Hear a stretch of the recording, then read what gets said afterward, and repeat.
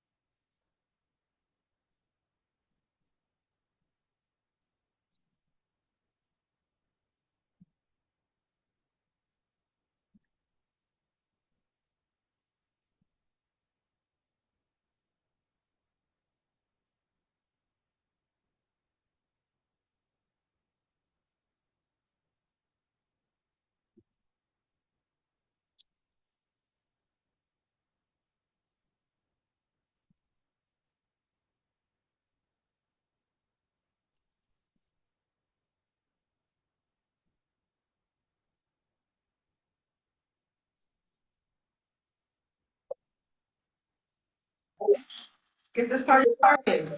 Good morning and welcome to the March 2025 Public Board Meeting of the Washington State Commission on Asian Pacific American Affairs. My name is Lydia Faitzulia, and I am the CAPAA Board Chair. The time is 10:12, and I am officially calling this meeting to order. This meeting is held in person at the Asia Pacific Cultural Center in Tacoma, Washington, and online via Zoom. We thank APCC Executive Director Anthony Pritchard and staff for their hospitality and support to prepare this space for CAPAA. You may visit our website for the agenda and Zoom link. We will hold public comment at 1 p.m. today. We will first turn to our in-person participants, then switch to those on Zoom. If you're on Zoom and wish to be added to the list, please message staff via Zoom chat with your name. All public comments will have 2 minutes time limit, with a time alert to wrap up your comments upon 30 seconds. To submit written comments, you may email CAPAA@capaaLaw.gov. CAPAA was established to bring voices and visibility to the diverse Asian, Native Hawaiian, and Pacific Islander communities that call Washington State home.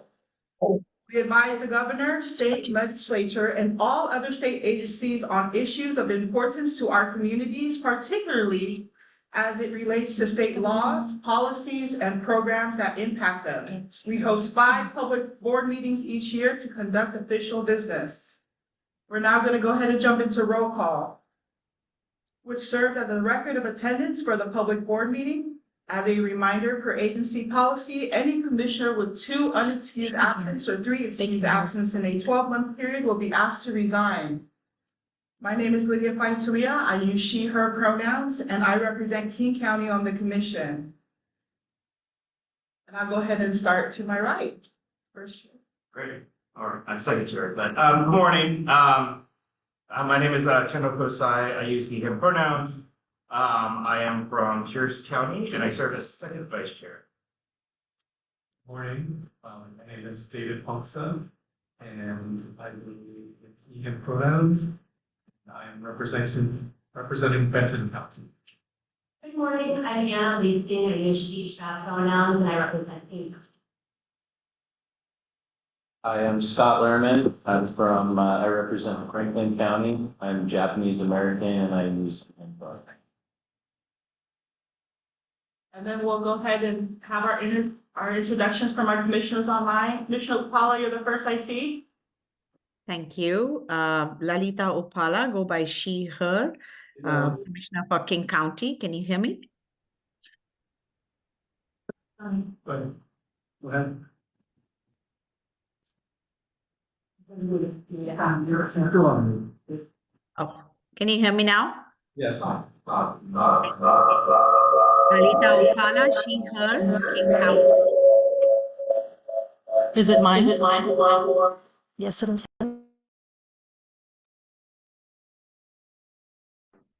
Okay, go ahead, Lalita. Thank you. Lalita Opala, she, her, King County. Sam Cho, in King County.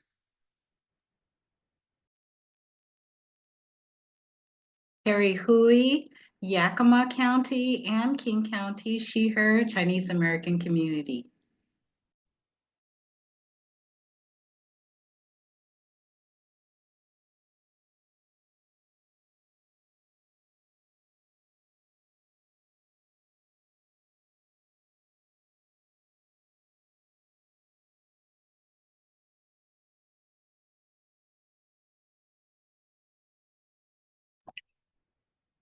If someone's speaking right now, we can't hear you on Zoom. Just kidding. My fault. Yep. Okay. Can you repeat it? Can you hear us now? Yep, Yeah. we can hear you now. Thank you. Thanks, Ms. Cho. Next up, I'd like to invite Tacoma City Council Member Standish to provide welcoming remarks. You want me to do here? Here's fine. Yeah, thank you. Thank you.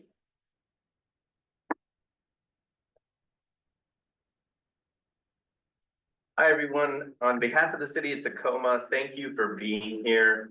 Welcome to Tacoma, and thank you all for joining us in my city, actually.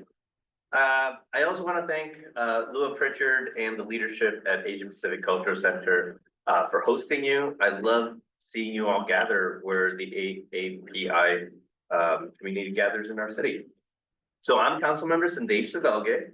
And we're not just in Tacoma, we're also in the heart of District 4, which is the district that I have the honor of representing.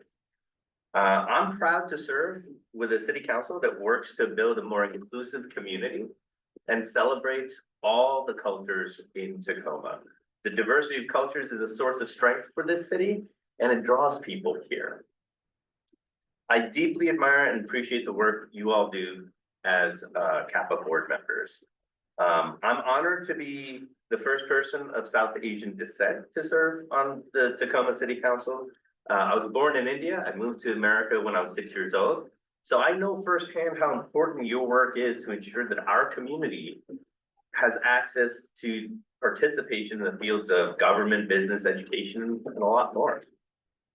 And now more than ever, and I think you guys know why, your work is very critical. It's been a challenging couple of months on the local, state, and federal level. And like so many other local governments, we're trying to learn and understand what changes, what all these changes may mean for us here in Tacoma. We've had numerous executive orders, implementation memorandums from federal government, including those regarding immigration enforcement. They're all causing a lot of confusion and fear, especially in my district, which has the highest percentage of non-Native American residents. As council member, I've worked hard with my peers to demonstrate our commitment to the residents of the city of Tacoma and to navigate these federal changes. It is the people of Tacoma's health, safety, and well-being that are our top priorities. And in light of that, I was honored to write a resolution 41627, which aligns our city's policy with state policy, which basically restricts our city from using any of our funds or facilities or property to investigate, enforce, cooperate, or assist in the investigation of any federal registration or surveillance program that solely targets individuals based on their race, religion, immigration or citizenship status, national or ethnic origin, except as required by law. This was important to us because we recognize that the trust between local government and community is essential for public safety and each of our well-beings. That same goes for the state government. And your actions, like ours, reflect our dedication to fostering an environment where every resident feels secure in accessing services and engaging in their own civic life. So I want to thank you again for this opportunity to join you and to learn more about your work for all of our Asian brothers and sisters, but also for all Washingtonians as well. Thank you.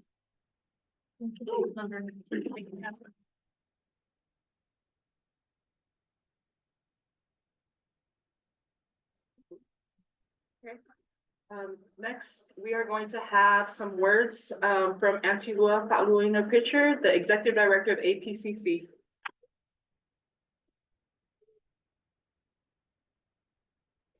Bringing your meeting to APCC, and it's always wonderful to see you.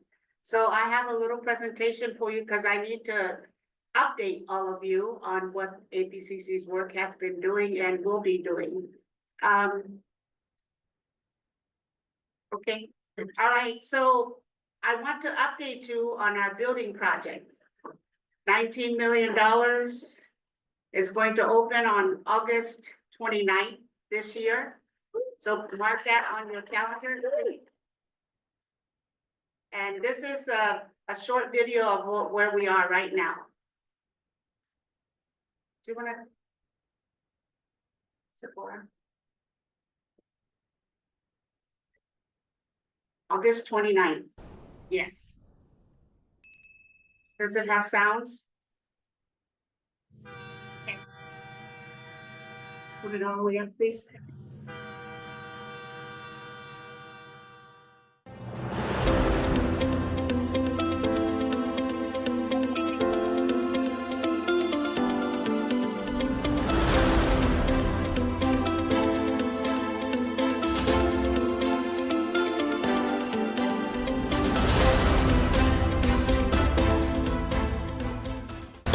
Morning, everyone. It's Daniel Gofield, Assistant Project Manager with Forsmo again. It's March 10th, 2025. What you see behind me is us working around the building, wrapping installing the siding material throughout, as well as putting the final touches on some of the structural elements of the building. We have behind me the main entrance canopy that's getting framed up. And over to this side, we got another canopy that's been completed. So as far as the exterior goes, we're getting closer and closer to completion.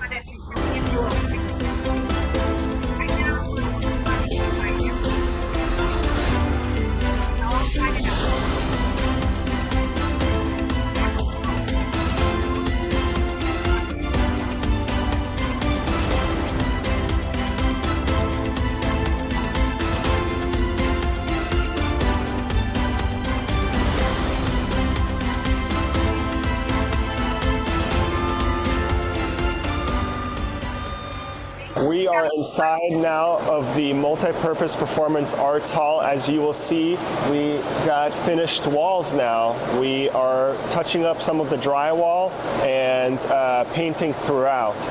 This has been a significant milestone so far to finally kick off the finishing stages of the project.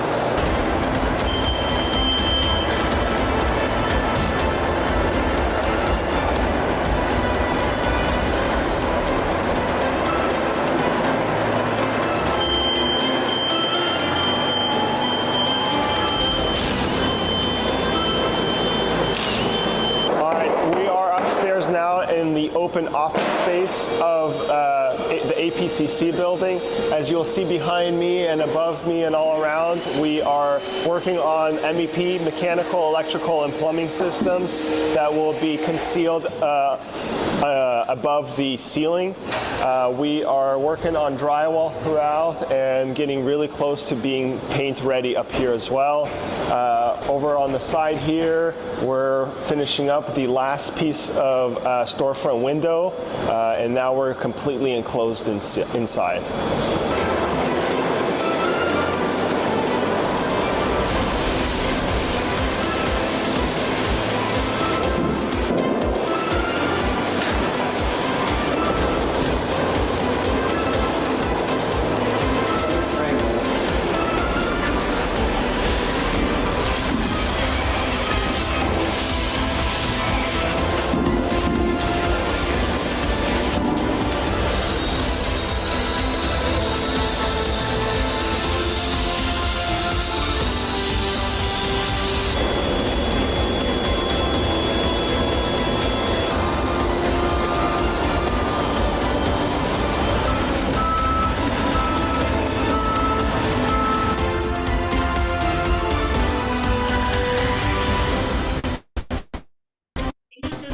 Property of it. And no matter where you live in the state of Washington, this building is yours. And I'll and then I want to give you a little bit of snapshot of, we just finished the New Year celebration. It was our 27th annual at the Tacoma Dome. So we want to give you, because in case some of you didn't come, Nam came, and some of your commissioners came too as well. We represented the country of India this time. So it was really pretty nice. Ooh.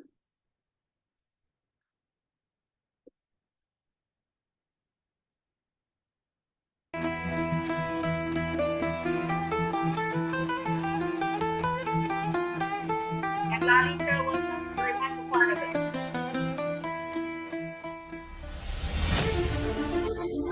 This can be Lalita's report to you guys.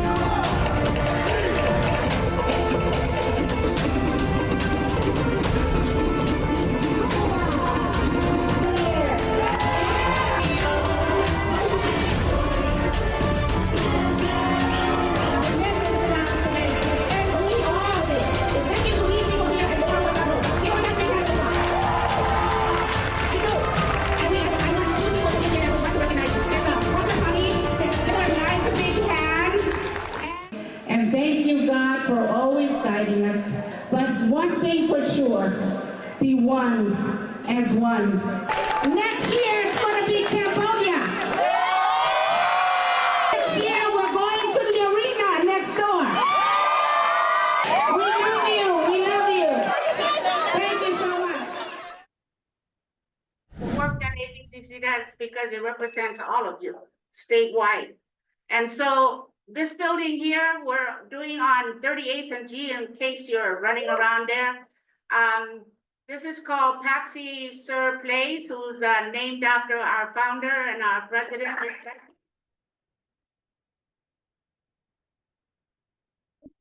77 senior low-income housing, and it's going to open May 21st. So put that in your calendar so you can come and be with us. We're going to open it on May 21st.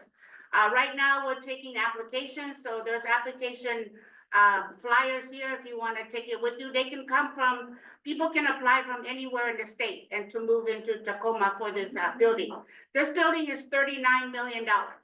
So this is the project that in partnership with Lehigh, Low Income Housing Institute, Sharon Lee and myself, you know, we're friends forever for a very long time, and she was very gracious to come and help APCC put up a senior housing project, because senior housing project, low income, was always part of the APCC plan from the beginning. So, and there you go. Thank you very much for coming here. And please don't forget, I gave you an impact report. Last year, we served 244,000 people throughout the state. And so APCC does amazing things, and we're very busy every single day. And so we gave you a building project pamphlet, and we gave you the impact report for APCC so that you can speak intelligently about us. Take it with you and be proud to represent and promote APCC throughout the state and anywhere you go. And then there's a $2 million ask for the capital project over at in Olympia right now. So please help us, talk to your friends in the legislature about us and make sure, because that will close up the gap that we have for the 19 million that we need to complete the project and have it debt free. Thank you so much. Thank you. Thank you.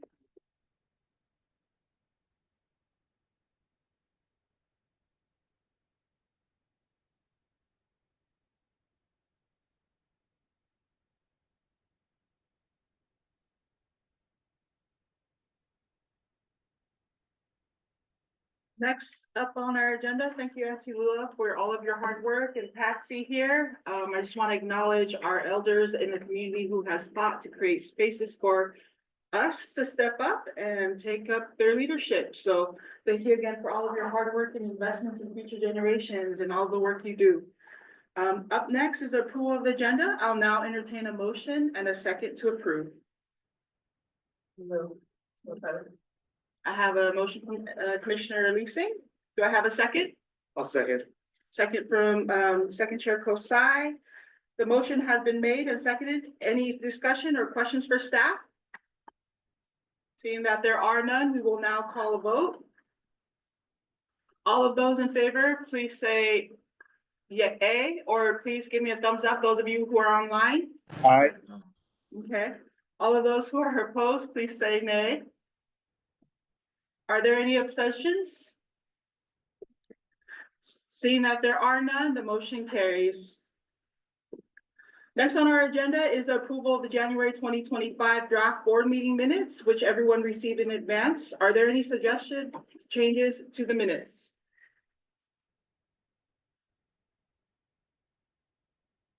Okay, I'll entertain a motion and a second to approve the minutes. Verified to Leah, I can move to approve the meeting minutes from January 2025. We have a motion. Thank you. We have a motion from Commissioner Lehrman. Do I have a second? I'll second. Second from Commissioner Fangsa. The motion has been made and seconded. Is there a discussion or questions for the staff? Okay, seeing that there are no questions, we will now call the vote. All of those in favor, please say yes, or give me a thumbs up online. Yes. Aye. Okay, all those opposed, say nay. Okay, are there any abstentions? Seeing that there are none, the motion carries. We will now turn to CAPA's Executive Director, Nam Nguyen, to present the March staff report. Good morning. I'm here to present the staff report for March 2025. I'll start with the appointment process. We have had an open position, actually my position open for almost a year now. The process has been ongoing and partly due to the transition to a new governor, but we have recently recommended three candidates for the open position. They're both of Pacific Islander Native Hawaiian descent, and they're both from Western Washington, although not in the same county. As for finance, CAPAA is currently in good financial condition. We're actually underspending a bit for the fiscal year, which ends on June 30th. This is partly because, well, mostly not every commissioner attends these meetings, so we highly recommend you attend this meeting. In fact, with the additional budget, we're planning to have another, not in-person commissioner meeting, but in-person event later on, before the July 1st fiscal year. That gets to the biennium budget, the governor's budget. Governor Ferguson released his budget reduction proposal, not his budget. The budget that's currently before the legislature is still Governor Inslee's budget. But Governor Ferguson proposed an additional $4 billion in reductions. Now, these reductions impacts all areas of state government except education, cash assistance programs such as TANF, Medicaid, and law enforcement. This is on top of the $3 billion already proposed by Governor Inslee. How this affects the agency is that in total, we are reducing our budget about 20 to 25%. Now, we anticipated because some of the things allocated were for equipment purchase that we no longer need or have already made. And also, we're reducing our in-person meeting from 5 to 3 in-person meetings. The reduction should not change how we operate or how we are our planning that we did last November. We're going to continue to have in-person meeting. We're going to have in-person meeting that's more robust, as today, where we try to bring in community members that are here, and we try to celebrate the community where we're meeting. So our next meeting is in Spokane, and we're working with Commissioner Ping, Commissioner McKenna, to do something similar to what we're doing today. And we're going to learn about what we're doing today and apply it to the next meeting and the meeting afterward. Now, the governor's budget is not yet the final budget. The legislature has to approve, and a lot of it will be based on the revenue forecast that's coming in next Tuesday. The current anticipated shortfall is $15 million.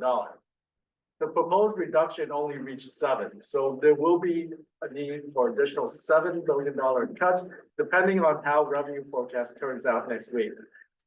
And to be honest, the word is that the forecast is not looking quite good, and anticipated to put reduction from the federal government and also a possibility reduction. The forecast tends to be conservative in nature, so it's not looking like the shortfall would be less than $15 million.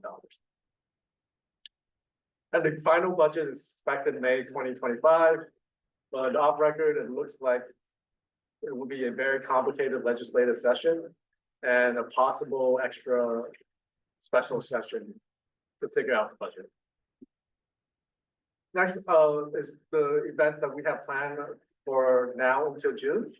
First, we're working with the CAPAA Seattle service to put on a small business seminar. CAPAA has been making an effort to expand our outreach more to the South Asian community. And this is one of our first steps. The Afghan community is a relatively new community to Washington, but has experienced great growth, partly because of the U.S. withdrawal and mostly because of the U.S. withdrawal from Afghanistan in 2022 or 2021. Washington has now over 50,000 Afghans. That's the growth within the last 5 years. It's probably more than that. It's probably now up to about 75 to 80,000 Afghans. And we want to reach out to our brother Asian American community. So the small business event will be on April 14th in Kent. And we're working with the office, the governor's office, small business outreach team to plan the event. It'll be educational, how to start a business, how to file tax, how to register. We want to actually, this is the first time we work with this team, at least in a while. And we want to bring the program to more community. So if the commissioner or community member here thinks that their community needs something like this, we'll see how this goes. And please reach out to us and please reach out to community organization. We can help outreach in this manner. We can help bring the business down out of your community. This is and next is the educational disparity study. The University of Washington is releasing the educational disparity study update sometime in May. And we're gonna work with this community, with the researcher for a planned rollout. It will be an event. We plan on inviting the community and all our commissioner. We plan on we will pay for reimbursement for travel for the commissioner to go to this event. We do have enough budget left over to actually have an event that's similar to a commission meeting. We want the community to hear the issues that our students are facing right now, and we want to see what we can do about it. I think this is a particularly important thing because it helped also educate the community, but it helped also guide our outreach and our advocacy the next 10 years on education. So we'll have more update for you on this particular event. We're going to work with the University of Washington. We're going to find a location. It will be on the western side of the state because it's just going to be easier for people to travel to. And then we're going to send out an invite list. And yes, it will be sometime in May or June before the fiscal cutoff. So the last item and last event is to commissioner licensing will be leasing. I'm sorry. I'm going to get that wrong. Will be part of a panel sponsored by the Washington Women Commission on intersectionality. It will be on March 26th from 6 to 7 p.m. There's information on our website and on our Facebook page and Instagram on how to sign up to hear Commissioner Leasing talk about intersectionality with the various members of the other commissions. So the last items on meeting calendar, our next meeting will be online as planned.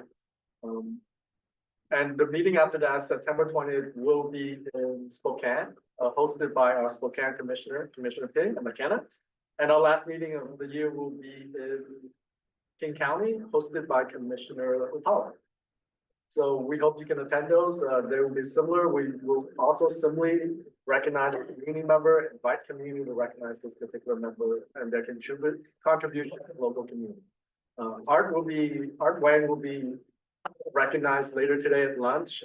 Everybody here is welcome to attend. In fact, very much encouraged to attend. We have catering from a local caterer, and Art will be here to accept the award. Thank you.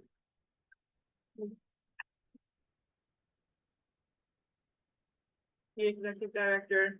We will now turn to CAPAA's Project Manager, Nadine Kampar, to provide a legislative update. Thank you. One moment while I.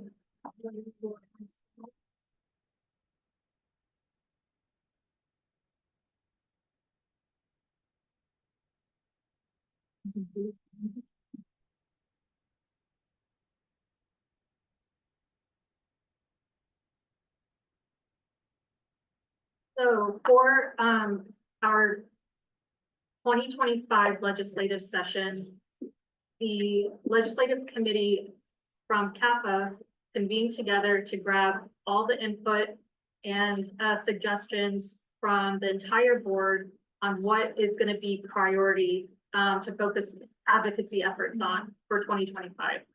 And our legislative committee chair is chaired by Commissioner Anna Leasing, and we were able to bring that input together, condensed into our top 5 to 6 priority points, and assess a strategic plan on who would be able to provide public testimony and when at the right moments.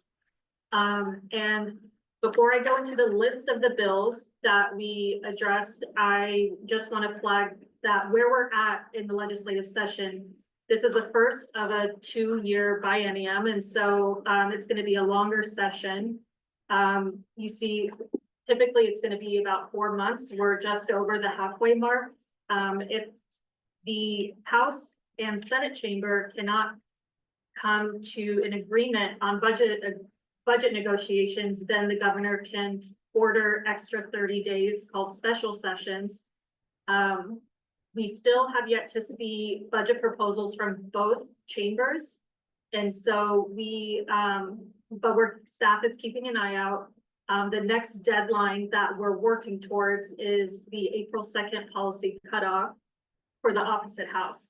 So if there's a bill that we're focused on that originally came out of the House and it passed through the chamber, then it's going to go through that exact same process in the Senate. And I'll just go straight to our list. So, and I have my notes up here. So the first bill, HB 1262, this updates the governor's interagency coordinating council on health disparities. This council is housed under the Department of Health, and we have 2 members of CAPAA that currently participate and sit on that council. That is Commissioner Carrie Hui and Chair Faitalia. And they've been very active in advocating for what this bill would do, which would be expansion of seats with a 0 fiscal note. And so we were able as staff to figure out ways to provide public testimony. And so we had Chair Faitalia provide really strong testimony in both the House and the Senate. It garnered a lot of support all the way through committee. And by the time it got to the House floor, it wasn't scheduled in time for our policy cutoff deadline. So unfortunately, this bill is technically dead for this session because it's not going to be able to move forward. It doesn't have the support. However, the manager of all the advocacy efforts, Lynn, she's going to be working with the bill sponsor, Representative Santos, and other sponsors of the bill to see what happened, what is it that stalled efforts to be able to move forward for next year. Are there any questions on this bill before we move forward? It's done. It's done, yes. I guess virtually if people have questions. I can't see on my screen. No. Okay. And we can go back for questions. So the next bill that was identified as priority is regarding rent stabilization. And that one is sponsored by Representative Alvarado.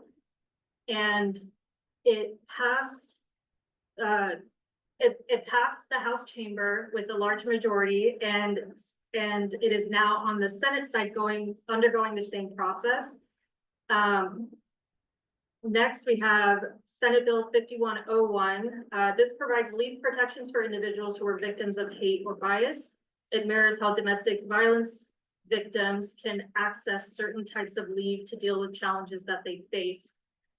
And this bill is moving forward and we're keeping an eye on it. I know this bill was of importance for several commissioners on our board, and I want to give those commissioners an opportunity to speak on any other updates or advocacy efforts on this particular bill.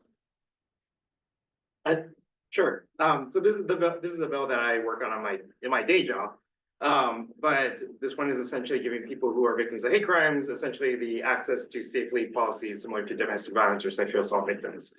And so the bill made it out of the House or the Senate with near unanimous support, and it has a hearing next Friday. We'd love for people to sign in pro of it, as well as maybe even testify if they feel compelled to as well. But this is really important, and it's supported by, labor groups and interfaith groups and all kinds of different kind of agencies as well that support victims of hate. So we hope that you can continue to sign in pro for this policy.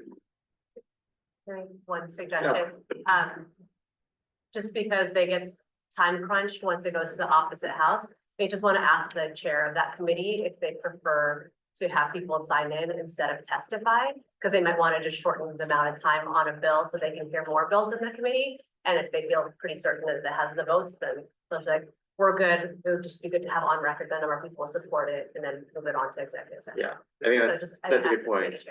The courtesy. Yeah. Yeah, we've been coordinating panels with the chair, Yeah. which will be called, but yes, that's a good point as well, certainly. It's before civil rights and justice. No, it's in the labor, or it's in workplace standards or something, workplace standards and labor, yeah. Because it's a leave policy, and so it goes into their committees. And I just left a note to coordinate with you, Commissioner Prosai, on any other updates that you receive from the chair on what their preference is. Because we will have an opportunity for members of the legislative committee to provide public comment at that time. Yeah, I'll work with Chair Barry. Okay, great. The next bill, Senate Bill 5574, the Make Us Visible Act. So this bill is the bill that would have scheduled the Department of Education to create a curriculum that included Asian American, Native Hawaiian and Pacific Islander history. And this bill had a lot of community support. It was led by the Make Us Visible organization leader, Angeli Chong. And they also provided a presentation on the benefits of this bill on our communities across Washington state. That if folks online or here in the room are interested in hearing the details of their reporting and advocacy strategies, you can go online to makeusvisible.org or to our CAPAA November 2024 meeting. That's when we were able to hear more from them. I will say, unfortunately, this bill is not moving forward. It is dead this session, but I have a note here from Angeli, who's mentioned that I'm just grabbing my point. It had widespread community support for the bill. It was wonderful to see so many members of the community advocating on ANHPI Legislative Day, which helped Senator Wellman decide to give the bill a hearing. So sometimes it can just take one conversation and a view of several advocates to change someone's mind or to grab someone's attention. And during the APDC meeting this last week, CAPAA members and Angeli were there talking about how she believes the bill would have been voted out of committee, but Senator Wellman did not put the bill forward for a vote. And so understanding the implications of why that is what your advocates are going to be understanding, so they can move forward on bringing this bill up again next session.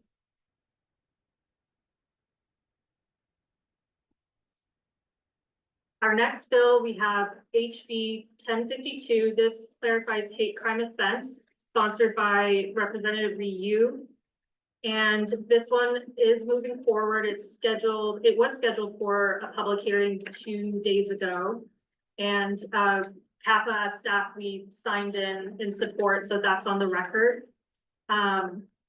I don't have a lot of information on this one, but if folks have questions, I'm happy to look it up and answer questions after the meeting.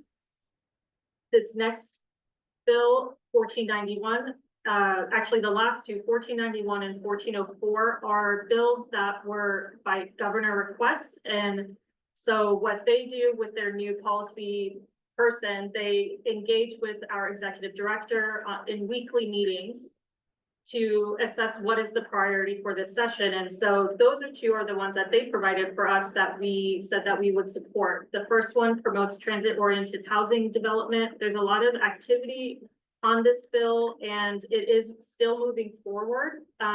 It is going to be up for vote in committee on March 19th, which is next week. And so if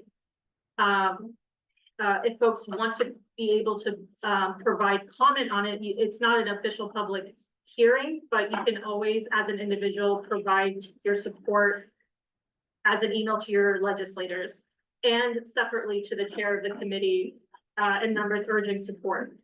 And then the last bill that we have to talk about is 1404. This one increases student access to free meals served at public schools. This is one that we supported along with Governor Ferguson. Unfortunately, it is not moving forward. It didn't reach our fiscal cutoff deadline. And I'll just reiterate, if we have any updates on what the budget proposals are gonna look like in the House and Senate chamber, we will make sure to work together in the legislative committee to create a newsletter for the public to understand and figure out how they can get engaged. Thank you. Thank you, Nikki, for that. Are there any questions from the commissioners about the legislative update? And thank you, Commissioner Leasing, for leading that group. Do you have any updates or any feedback you want to provide as the chair of the? No, I just want to thank all the commissioners for, being so thoughtful and providing input on the priority bills and being quick to respond as we were getting a pulse for which bills we wanted to support and how we wanted to be able to leverage CAPAA's voice. And so just really appreciate folks being available and being responsive as we worked in the fast-paced nature of legislative session. And Commissioner Hui has a question. Commissioner Huey? Yes, actually, I just want to have a comment regarding the Health Disparities Council, the bill that was put forward by Rep. Santos. And the concerning part of it is that the change in the structure was really to be more inclusive. And I'm hoping that the kind of response that we got, a concern about not being able to include more membership that was LGBTQ, Women's Commission, etc. This is very concerning that for a Health Disparities Council that we were not able to kind of really highlight the importance of including marginalized communities that are not being able to access healthcare and to have that additional representation on the council. So I just want to be able to elevate that a little bit more, that bill was to expand membership to be more inclusive of communities that we know are marginalized. So thank you. I appreciate that. I think it would be helpful, Nagin, I don't know who is in communication with Rep. Santos on this, but it'd be helpful to understand if that bill wasn't voted on because they didn't have the votes or they just didn't have floor time. Because if it's just they didn't have floor time, then there might be an opportunity for it to not be dead this session if they can categorize it as necessary to implement the budget. In which case we should have that conversation and see if they can tack it on in just like to the future floor count. Will do. I think that's also a really good point. I think one of the things that I'm also concerned about is in regards to the Make Us Visible bill that was killed in committee, essentially, because Sarah Woman did not bring it up for vote.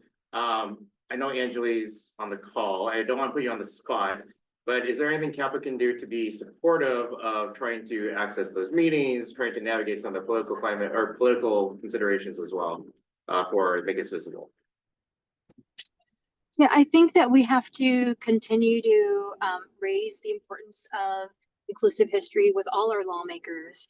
And what we do know is that we would have had the support. Half of the Education Committee were co-sponsors to the bill, and on the week prior, we were lobbying for a couple days straight, and we secured the votes to get a majority to vote in favor of the bill. But it had already been decided by Senator Wellman, from what we learned, that she wasn't going to put it to a vote. So that is something we need to understand. We need to understand whether politics were at play in this, whether there were other reasons, because it certainly was not about lack of support by the community.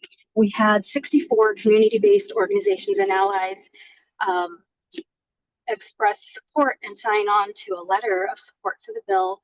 We had 962 people sign in pro. 37 out of 39 people who signed in to testify were pro, 2 were others.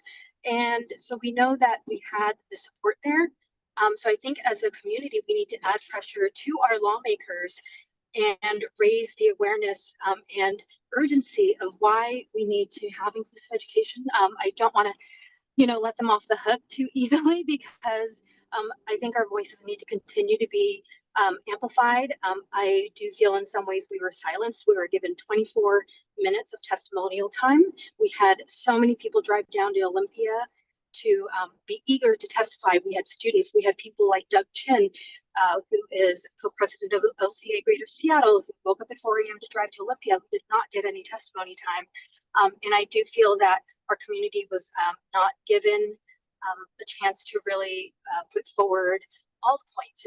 And every single community member there represented a different group. It would not have been, cumulative. We all have our own unique stories and histories. So we just need to keep adding the pressure and let our lawmakers know that if there's any time, it's now to ensure that we are part of American history and made part of Washington history. So I continue to, urge people to contact our lawmakers and make that point known. We need to keep moving this forward. We need to continue to amplify our voices. Thank you. Thank you, Angelique, for your hard work and advocacy for our communities. I look forward to, CAPAA looks forward to continuing this work alongside you and Commissioner Sisabati, who has been at the helm of this work. Commissioner Lehrman? Oh, I raised my hand, but actually I was gonna almost say word for word what Commissioner Kosai said, ask if Angelique had any insight for us or what our path forward might be, and I think she summarized it very well. But yeah, House Bill 5574, that make us visible, is very near and dear to my heart as everybody else is here, so I appreciate that update. Are there any other questions? Questions from the public or feedback about the bills that CAPAA has been supporting this session? Chair Vitalia, I had a question, Yes. if I may. Yes, go ahead, Vice Chair. Thank you, Chair. This is regarding the Make Us Visible bill Angeli had proposed, and I have received feedback also from some of the South Asian lawmakers on some input that they would like included in that before it goes in next session. So Angeli, if I can, could I set up a meeting with some of our South Asian electeds with you so we can have a conversation? And when you go in the next session, I'm hopeful that we can get more support for the bill. Yes, absolutely. We want to continue to receive input. We want to make it a strong bill that's representative of the entire community. Absolutely. Thank you, Lolita. Thank you. Thank you, Chair. That was it. Thank you. Are there any other comments from our commissioners online? Chair Huey, Commissioner Huey, I also see Sam Cho. Any other feedback in regards to legislative session?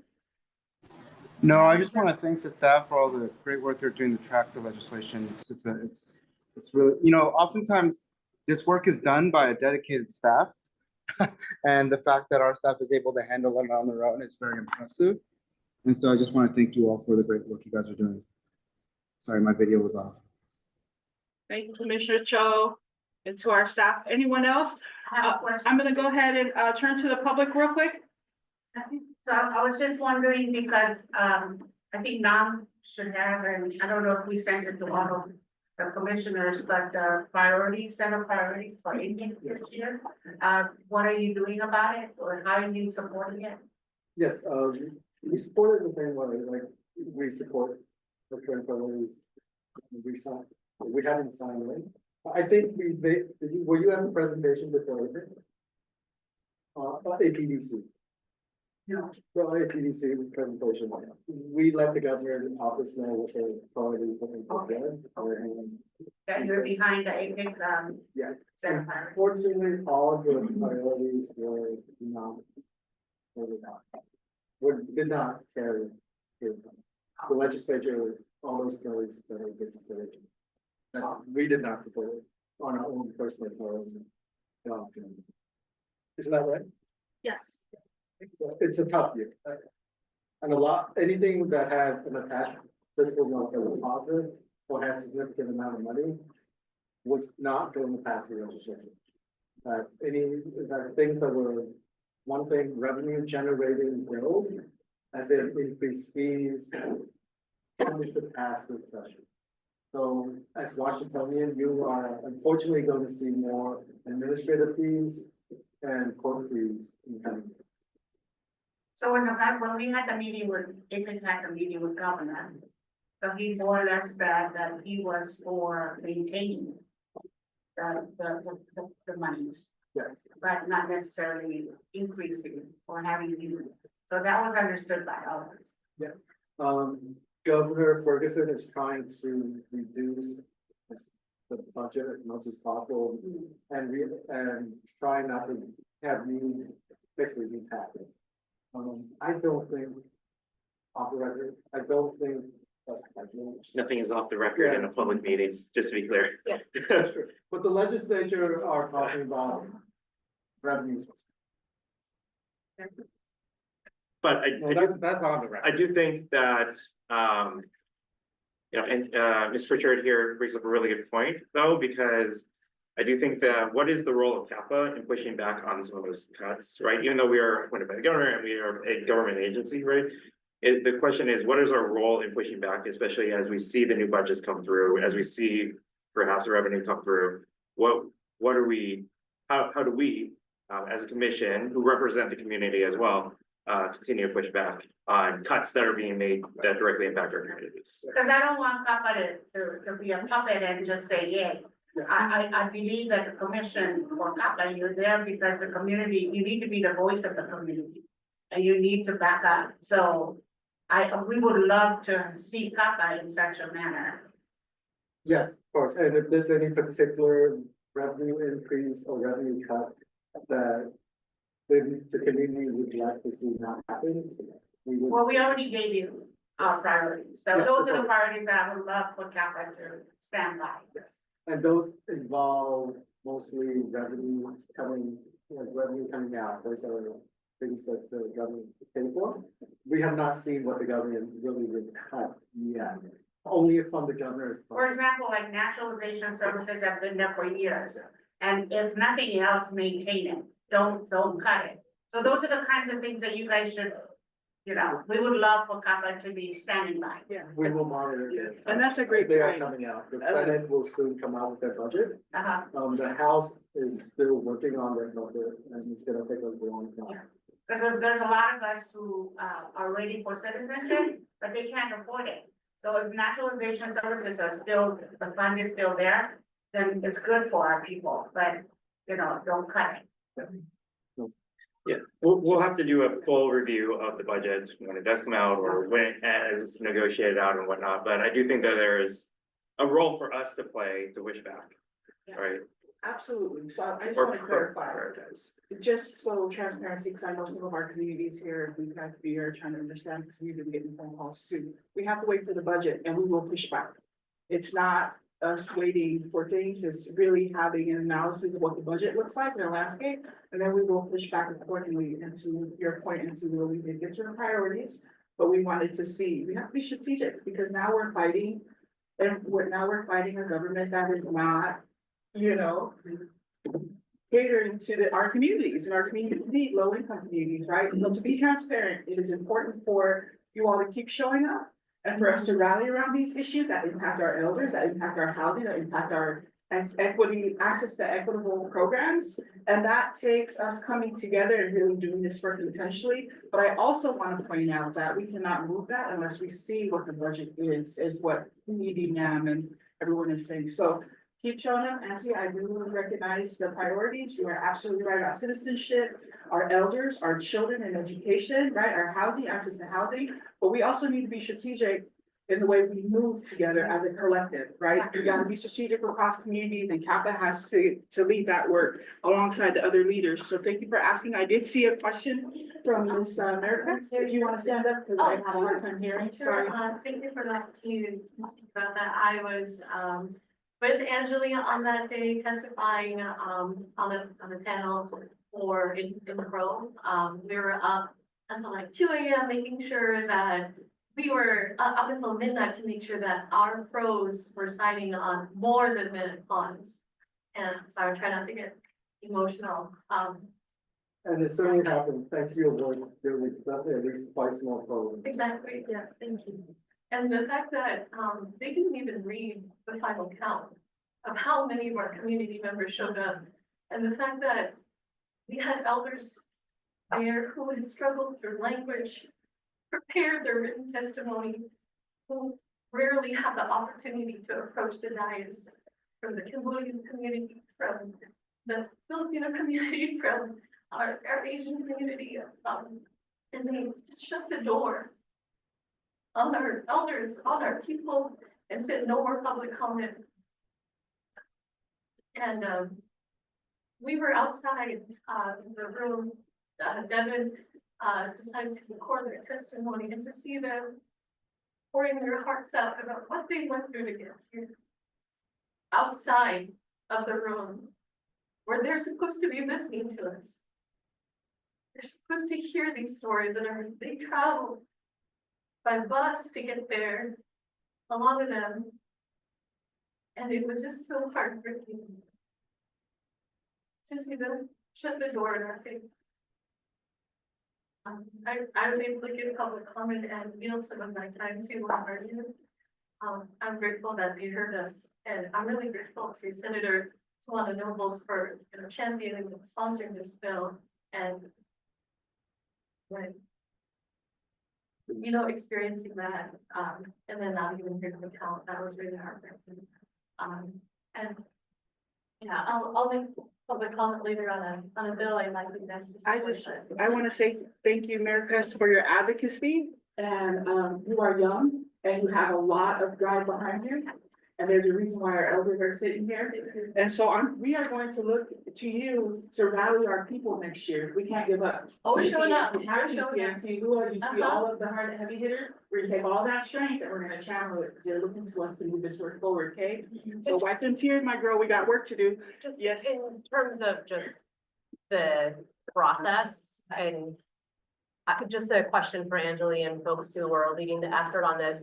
Have you communicated what the treatment was of our communities in that hearing to Senator Peterson and to the members of Color Caucus? Because I definitely think they should know. They should be aware of the disrespect that was shown. And I think we are owed an answer as to why Senator Wellman decided not to at least consider it for executive session. So I'm gonna leave that to Commissioner Lisi and Angeli, and because of the sake of time, and I'm not trying to be insensitive, I'm just trying to keep us on time because we have a lot of rallying to do. Okay, so I'm gonna leave this as an accountability to my community and my elders and all of you that are here. Again, please write Commissioner Leasing, Angeli, if you don't mind. Sorry, I'm putting you on the spot, Lolita. And then Commissioner, I would like the Chair of Education, Commissioner Sabati, he's not here right now and I don't want to speak for him. Lehrman, Yeah, Education we'll Committee, talk about it. gather, and then please add Ms. Marquez there, and then a feedback loop to the elders would be perfect. So not to cut everybody short, I apologize, time, but we have lots of time to meet with you all one-on-one, and it's now's the time to get amped for next session and to start planning accordingly. So I'm gonna go ahead and move. It's 11:15. We are not going to take a break. Yes. I have some comments, and it looks like Lolita has her hands up real quick. It won't be long. Yeah. Oh, Commissioner Cha, I can't hear you. You gotta speak up. No, I think Lolita and I had some comments to make real quick before we move on, if we can. Okay, go ahead, Commissioner Cho. Yeah, real What's your quickly, I wanted to address the comment that Commissioner Kosai mentioned, because it's an important one. And as a state agency that is under the governor, we do find ourselves in a tough position when it comes to these situations. But I do believe there's a distinction between CAPAA advocating for ourselves as an agency and us advocating for the community. Our job as a commission is to represent the community. Our job is to be the voice of the community to the governor and to the legislature. And therefore, I don't think we should be constrained or feel constrained at all to voice these issues to both the legislature and the governor when it comes to legislation and the budget. And so I really want to encourage my colleagues and this commission to be courageous and and speak out on behalf of this community right now. Because if this agency doesn't, there's really no other agency that has a direct line to these legislators that can get through the door the way that we can. So I really don't want us to, tiptoe around this, because there's a distinction between us advocating for CAPAA's budget, which is clearly something the governor dictates, but us advocating for community is a entirely different issue that we should be standing up for. Thanks. Thank you for that, Commissioner Cho. I will also add you to the list to advocate. Commissioner Upala. Thank you, Chair. I just wanted to reiterate what Commissioner Cho said, and also APIC had, bringing up what Sister Lua brought up, APIC had this meeting with the governor last week, and we did bring up the Legal Defense Fund support, naturalization funding, health equity for immigrants, wage replacement for undocumented workers. These are all asks that had come from the NHPIA community, and I am hopeful that as a commission, we can be supportive and behind APIC. So my question to ED Nam, and the response can come later, of course, considering time, is would there ever be a possibility of the CAPAA commission itself meeting with the governor down the road? Or is this something staff would do for us and take our communication to the governor? I'm not sure of due process. We can certainly request a meeting for APIC with the governor, or the commission with the governor. We mostly directly work with his policy staff, and his policy staff will certainly meet with us, either the legislative team or if that wants to, if other commissioner wants to be involved, certainly. So at this time, his policy has been cut off. It's now basically talking about revenue, and that's a different game, right? So I'm gonna have a discussion with our policy advisor on how we should approach the budget portion. Thank you, ED Nam, and I can follow up with you later on that. So. Okay, I'm gonna wrap up this session. So Nagin, if you could just add a town hall, and I'll work with Commissioner Leasing to hosting that. Auntie Lua, if I could, we can, gather around that. Is seeing that there are a lot of feedback here in our communities. It's important for us as CAPAA to hear that. And so we'll work with our APIC chairs across the state to hold a town hall session and get that feedback back. I don't know what that strategy is going to look like. I'm going to lean on our elders to help with that and guide that process. And that is our accountability for today and always moving forward. So we do need a town hall. Sorry, Edie, when I just made an executive decision. We need a town hall. So start thinking, and we'll gather our commissioners for some strategy. It's 11:19, I'm gonna go ahead and move on to the presentation on the Commission on Hispanic Affairs, rapid response. They're not here. Okay, just kidding. Okay, I'm gonna go ahead and give everyone a 5-minute break, just to kind of, process, get some water, talk to each other, while we wait for our next presenter, okay? Did you want to? That lasted a lot longer. It's good conversation. Yeah, good conversation. We need it. Yeah.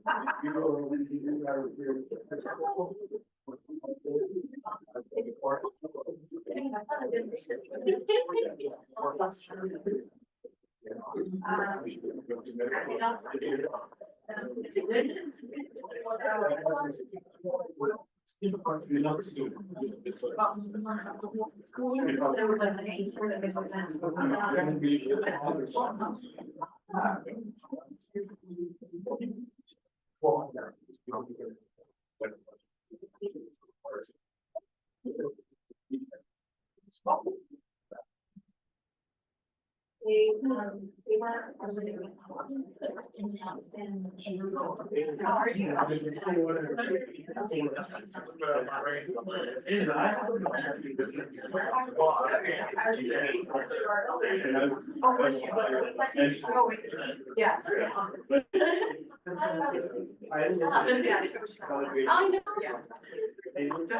I just wanted to have something that made me feel good. Yeah. Man, I just want to give you the right. Oh, did you? Yeah.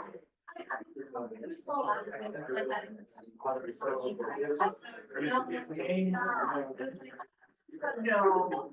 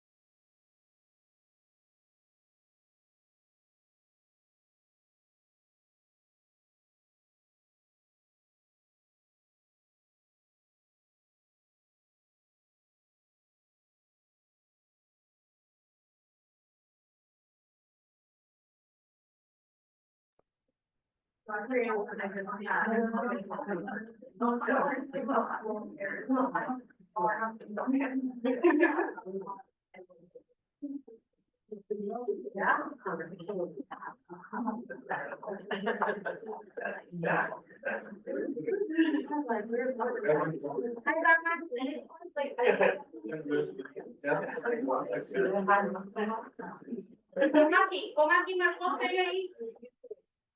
Más cosas.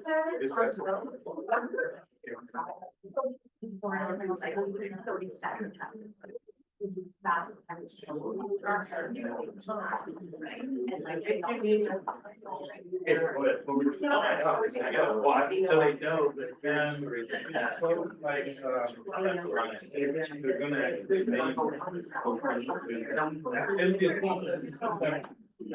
so we have to phonetically. Every person.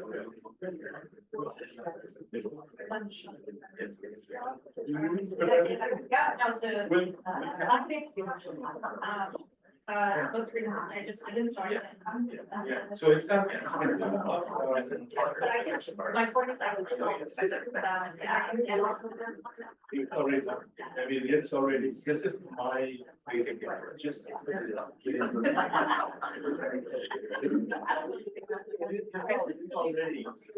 It's only legislative.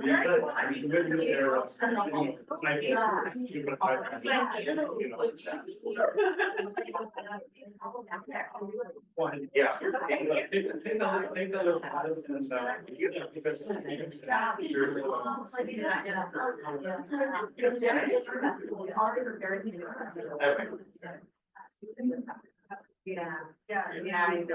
Well, I think I'm going first. And you're getting another box.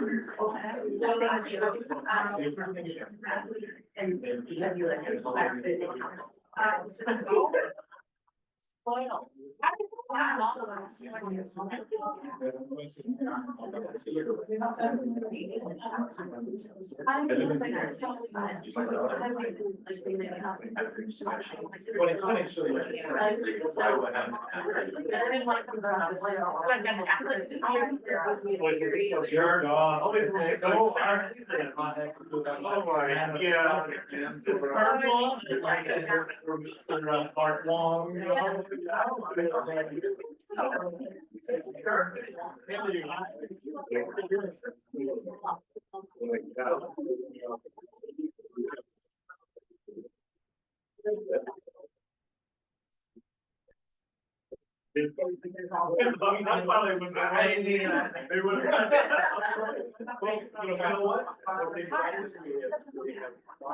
I'm all out. The next job grade. Yeah, thanks, Sam. Yeah.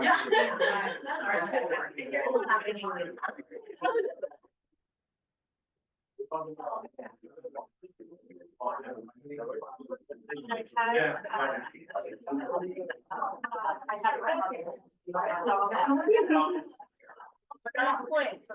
I have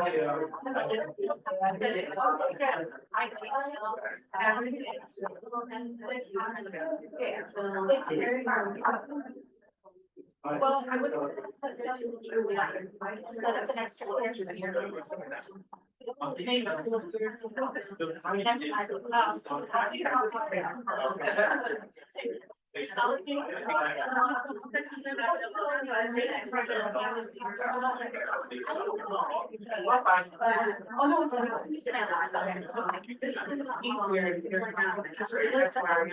For teachers. Anyway.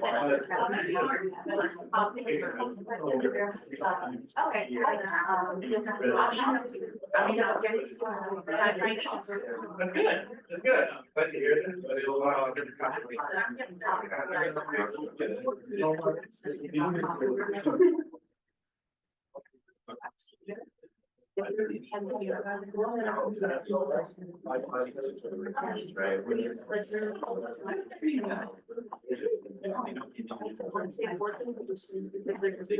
They get their curriculum. So it's like very simple. So. Yeah. It's like getting it out there. Yeah, exactly. As long as it's not interactive. Like, what's going on? Yeah, say that. Anybody ever- I'm having. No, I'm gonna have.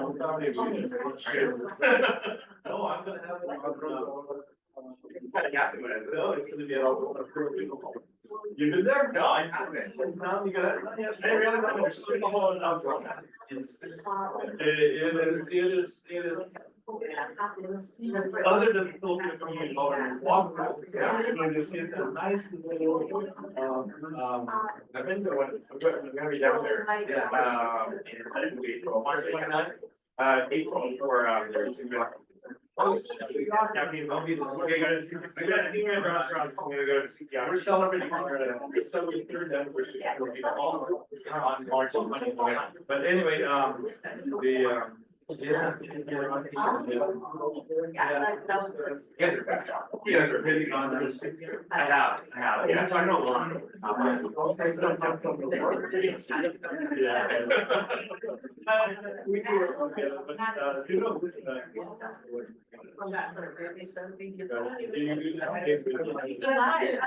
Figure it out. Fire, come on.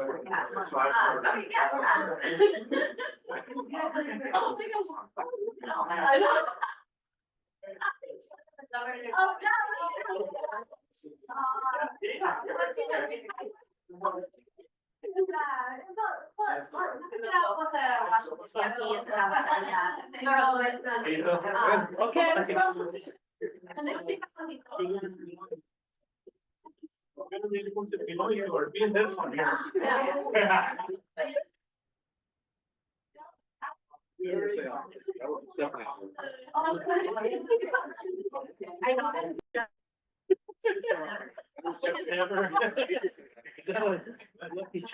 No, but it's so. Let's go.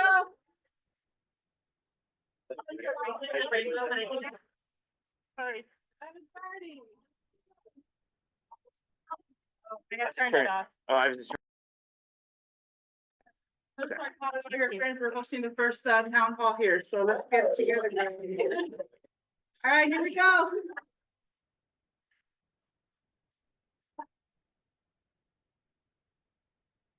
Everyone back, Sancho, Paula, commissioners. Okay, I see you all.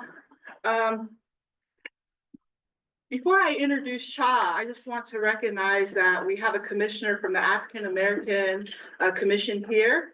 Mr. Corin. Commissioner Scott, we are so excited to have you. And if you wanted to introduce yourself or say a couple words. Well, thank you, everyone. Again, my name is Corin Scott. I'm honored to be here. I actually live in this community. I live over here on here. Welcome, Commissioner Scott. We look forward to doing some collaborative work together. Without further ado,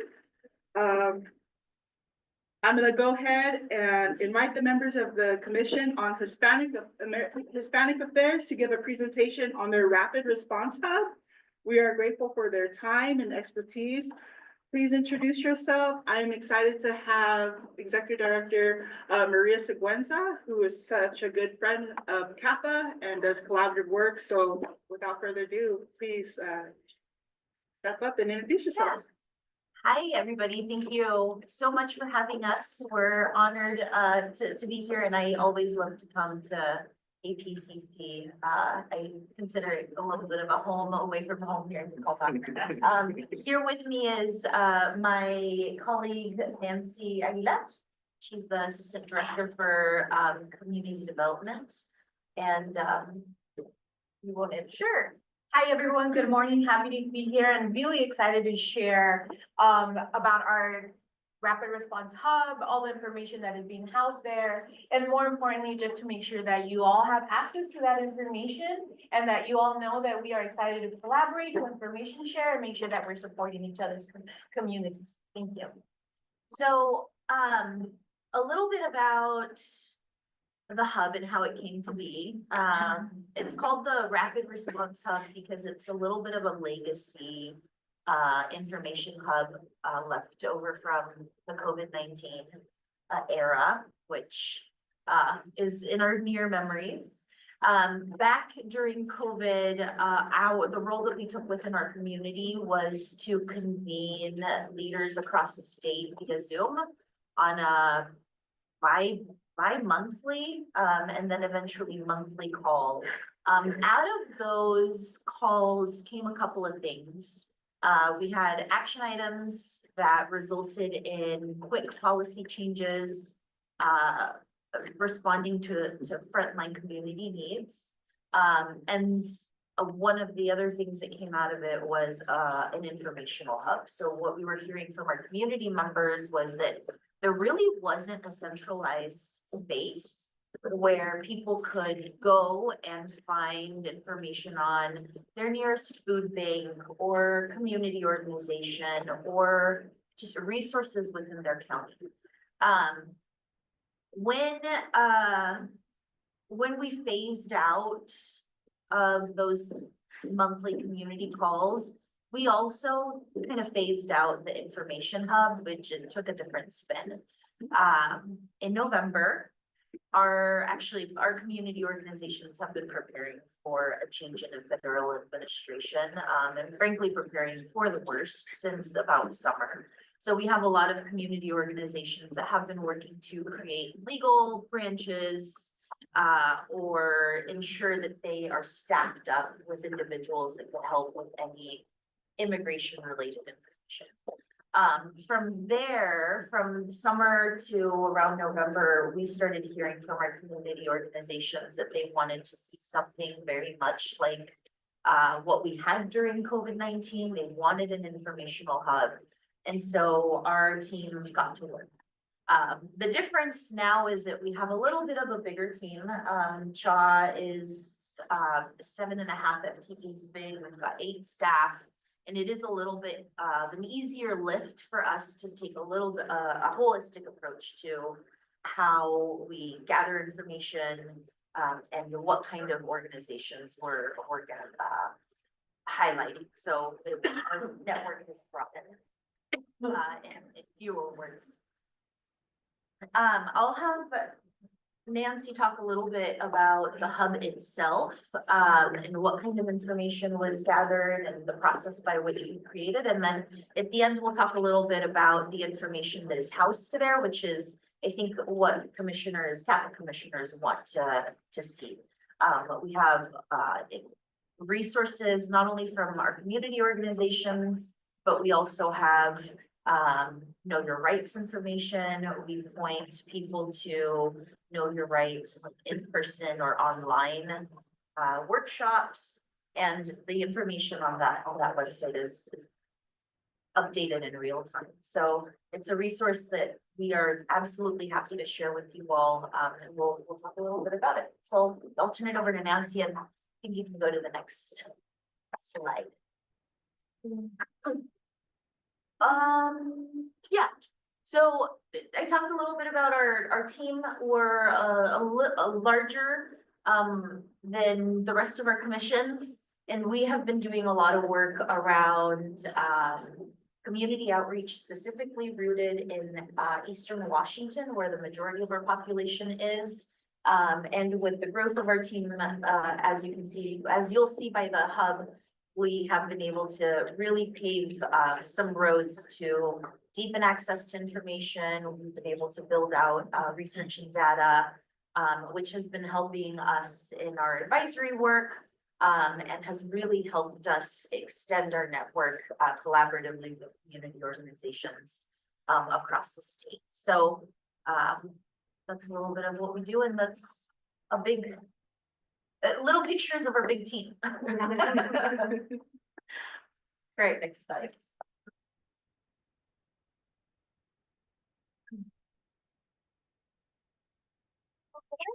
And so I want to share a little bit of information about my community development team. And so as of right now, I have 3 community development officers, which are the folks that have helped to put all this information together for our hubs and that are actually taking care of the real maintenance of the hub and its pages. As you all know, everything is changing so fast, information is dropping by the hour. And so we really do have to constantly updating information in the hub. So I'm just really grateful that I have a team that can help me do this. And that the team is also really well connected in the designations that they sit in, and that they're able to have constant communication with nonprofit leaders, the community leaders and community itself to also inform all the information that's going into the hub, and specifically the hot topics that we're addressing in real time. And so I have Esmeralda Garibay there with and she manages all of the orange area in the map, so Central Washington from border to border. We have Amber Hoffer there, and she is sitting where all the purple is.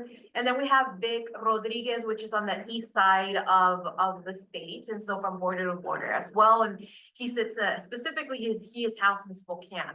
And then that green area on the top, as you can see, that's really where headquarters, so Maria, myself, and our operations chief we're trying to help with coverage.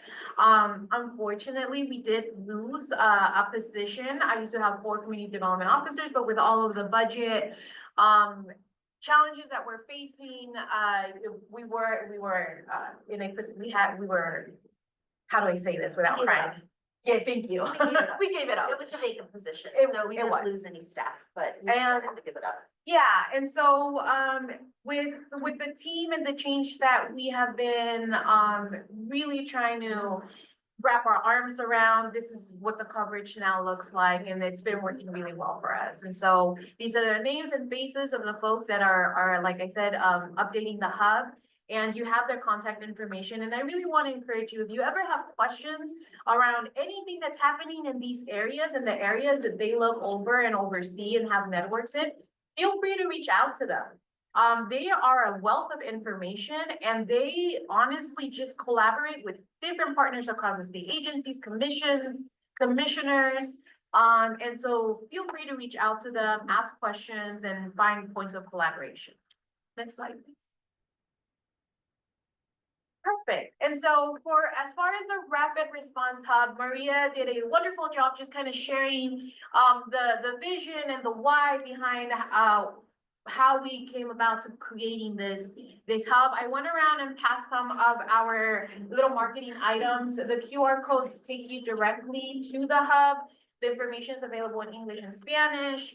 I think that's one of like the big things about this hub is that we have it as a standalone like Spanish and English website. So we don't use the translation tool because oftentimes the translations tool, they don't really work to really do a great job translating the content.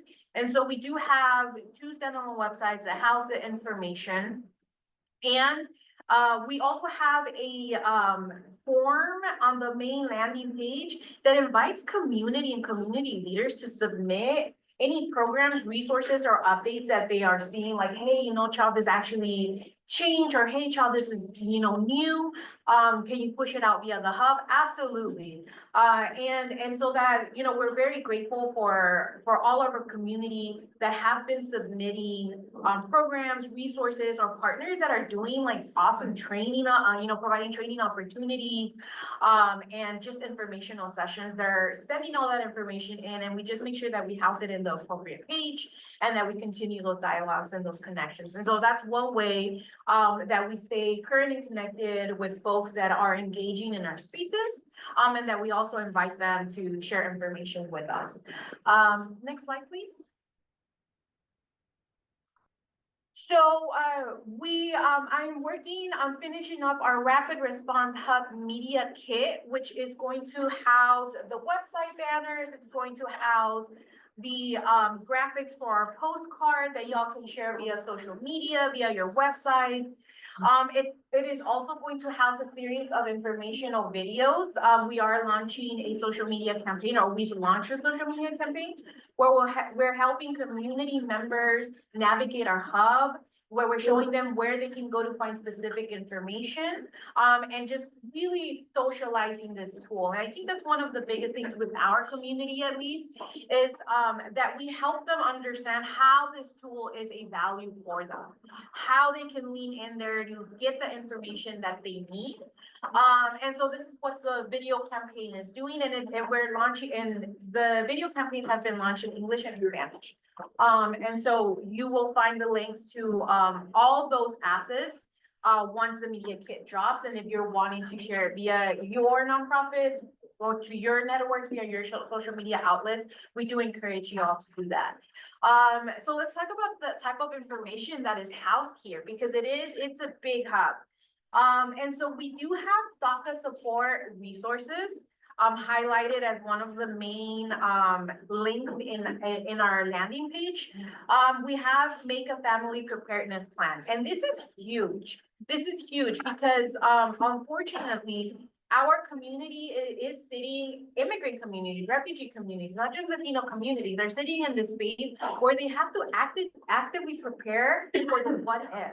And so that is one, traumatizing in itself and anxiety inducing. It's a stressful thing. And so we have found that having a plan, a guide, something that walks you through, or at least reminds you of the things that you shouldn't leave out, it's a helpful tool for communities. And so we do have the resource for that.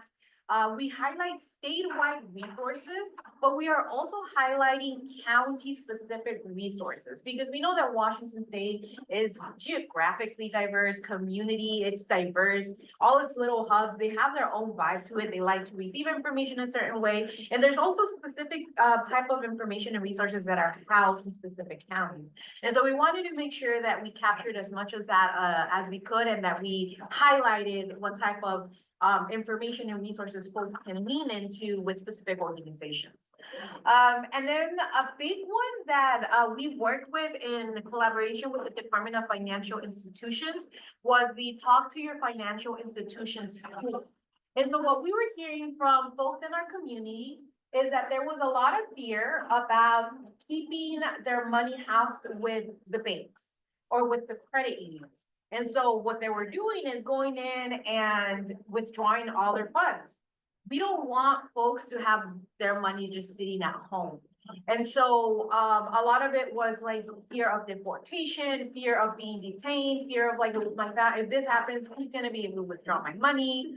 And these were all just feedback we were getting both from community members, but a lot also from business owners. where they were just really nervous, right? And so with our partners at the Department of Financial Institutions, we sat together, gathered as many of these questions that we received either via phone call or emails or via partners. And we talked to a bunch of different financial institutions, banks and credit unions, and we came up with this list of questions and just information like know your rights, but with a financial lens, right? Know that you can approach your banker and ask these questions, and it's not weird, and you shouldn't feel weird about it. And also, what are your options? If you do get deported, like what credit unions can you sit with that you can access your funds? And so it's a guide for you to be able to have these conversations. We have a lot of information regarding the refugee and immigrant community resources, but one of the big things that we wanted to do was highlight data and highlight the power of our communities. And so we did share, for example, buying power of the immigrant and refugee community, the taxes that they pay, the force that they are at the local level with the businesses that they stand up and the number of employees that they have. And so truth to power to the amazing just impact that these communities have and how important they are for our economy. And so you will also find that type of data and reporting embedded in these different categories.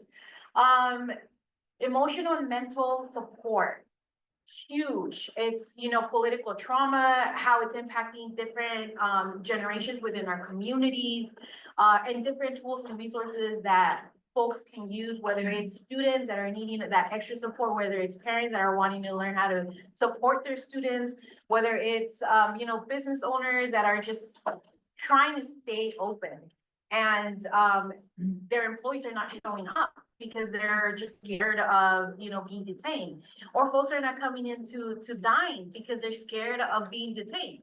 And so we do have a tremendous amount of information around emotional and mental support, and we're working close with NAMI to also stay informed. And specifically for the Latino community, I do share that they are putting together a series of workshops, specifically in Spanish, to address political trauma, to address the stress and just the burnout that is really the community is living in at this moment. And so more information to come on that, but you will find that type of information on the web. As we are kind of wrapping up our time here, I just really, like, you can tell that there's a lot of thought and a lot of information and resources that are gathered into this hub. We want to share this with you. We want this to be available to the communities and the partners that CAPAA works with. And if you all have any suggestions as to how to better improve the hub so that it has a wider reach and CAPAA doesn't have to reinvent the wheel, we are absolutely happy to add resources that I think could be a good nexus point between our communities, because right now is the time to make sure that we are working really closely together. We're sharing resources, we're showing up for each other, and we are absolutely happy to make the necessary additions to make sure that we are covering this a little bit more holistically. So please let us know. You can either contact me or Nancy or the folks listed in the previous slide, our community development officers. There's no wrong door to get to us. And if there's an opportunity for us to like share the kit, if you want to change, you know, translate it into different languages, you know, we have no ego in this. We just want to make sure that we share this along.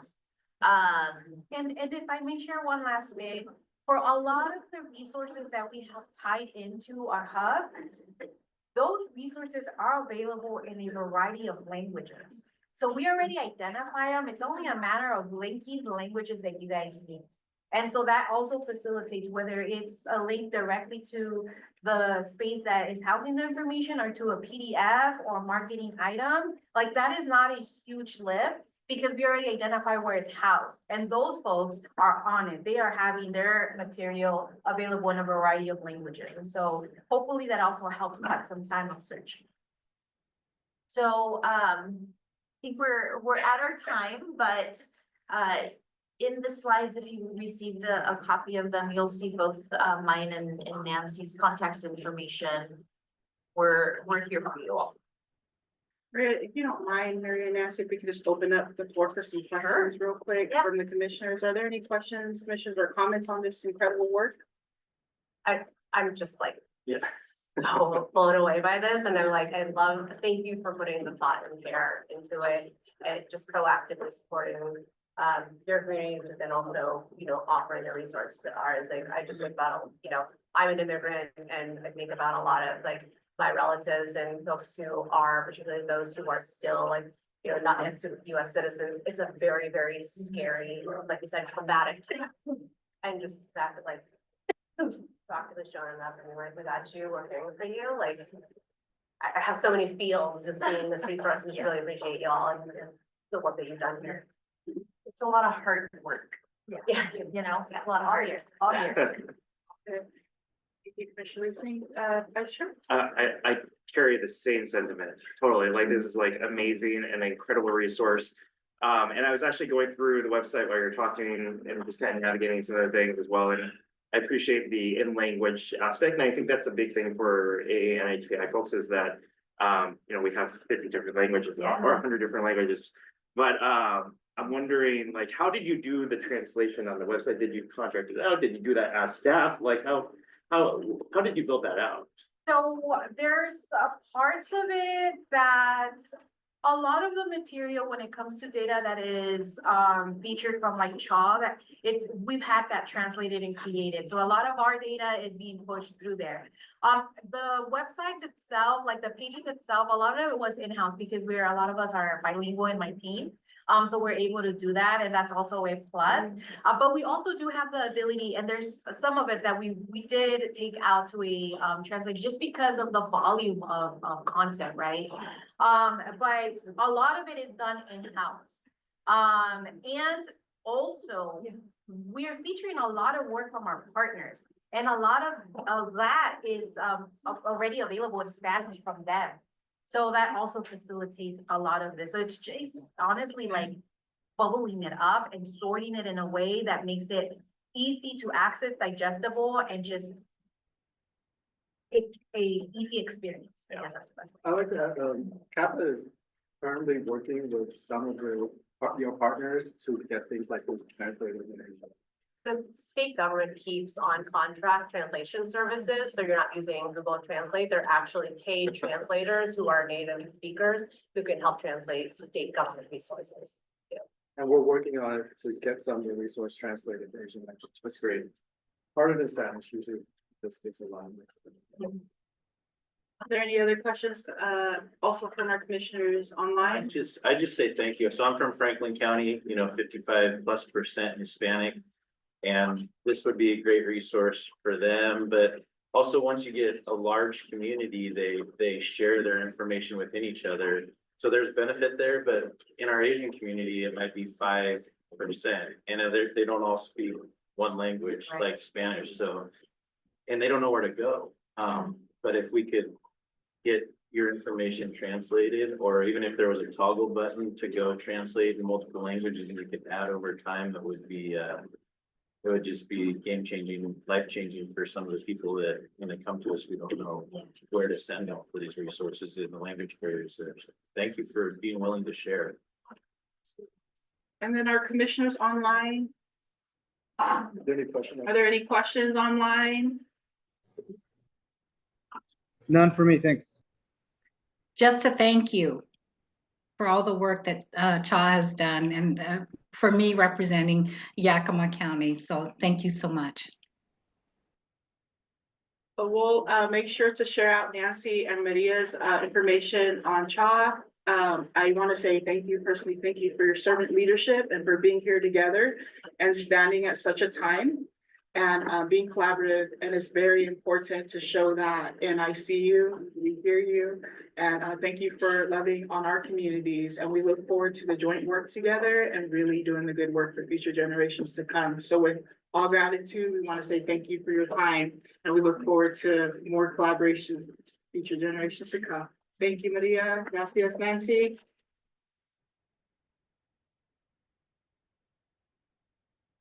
Gonna take a minute. If there are any questions for Nancy, we're setting up the next part of our program. Please relax, enjoy. Just a minute, so don't go too far. Ayun kami, Mr. Oh, don't go too far. Commissioner Reesing, I see you, Fanny. I was looking at the.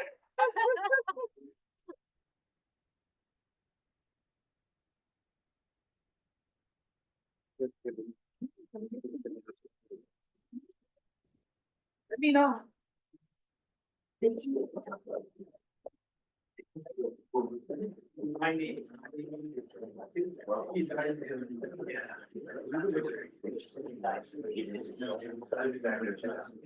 Right now.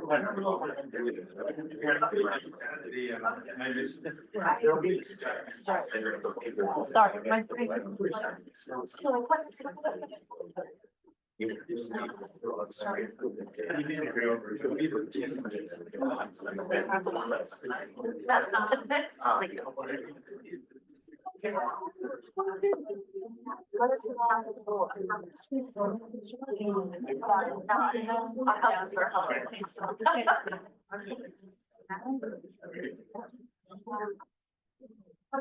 Yeah.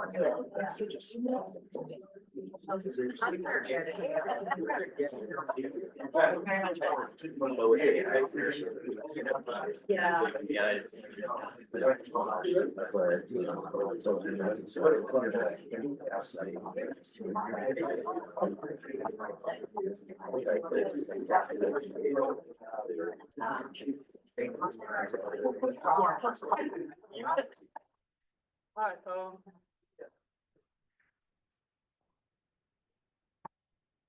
Hi. We're gonna start with, we're waiting for a few people. We're gonna start with our program and like 5 minutes. But our caterer is about to leave and I wanted her to introduce herself and. This is Jan. Go ahead. Thank you. Hi, everyone. Good afternoon. My name is Chef Jan Parker, and I'm a local chef here in Tacoma. I would say, thank you. I would say that our main highlight that we really focus on is fresh and distinct Filipino food. And so what we do is we sell food at farmers markets. We have partnerships with farmers. And then we also cater as well and do pop-ups around Tacoma. I would say there's two really key things that if there's anything you need to know about Jan Parker or myself. I'm the first Filipina to ever vend at Proctor Farmers Market. Let's go, Jan. So that's an achievement in my eyes.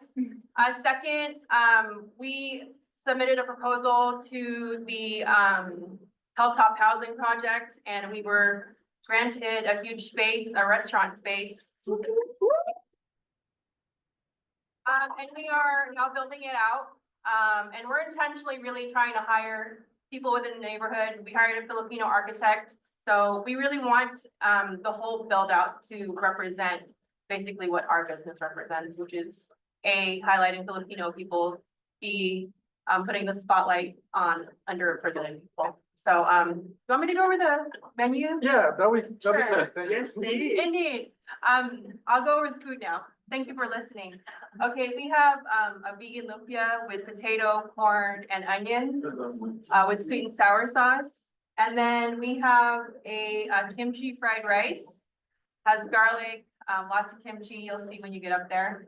We also have a chop suey, which has bok choy, cabbage, broccolini, water chestnuts. It'll be really good with the kimchi rice. We also have our famous chili garlic noodles. We make our own chili oil and Adam's mushrooms is on top of that.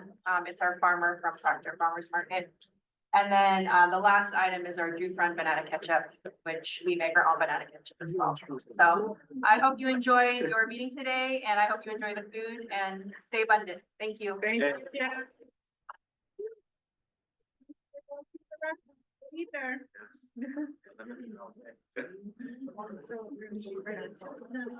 Well, no.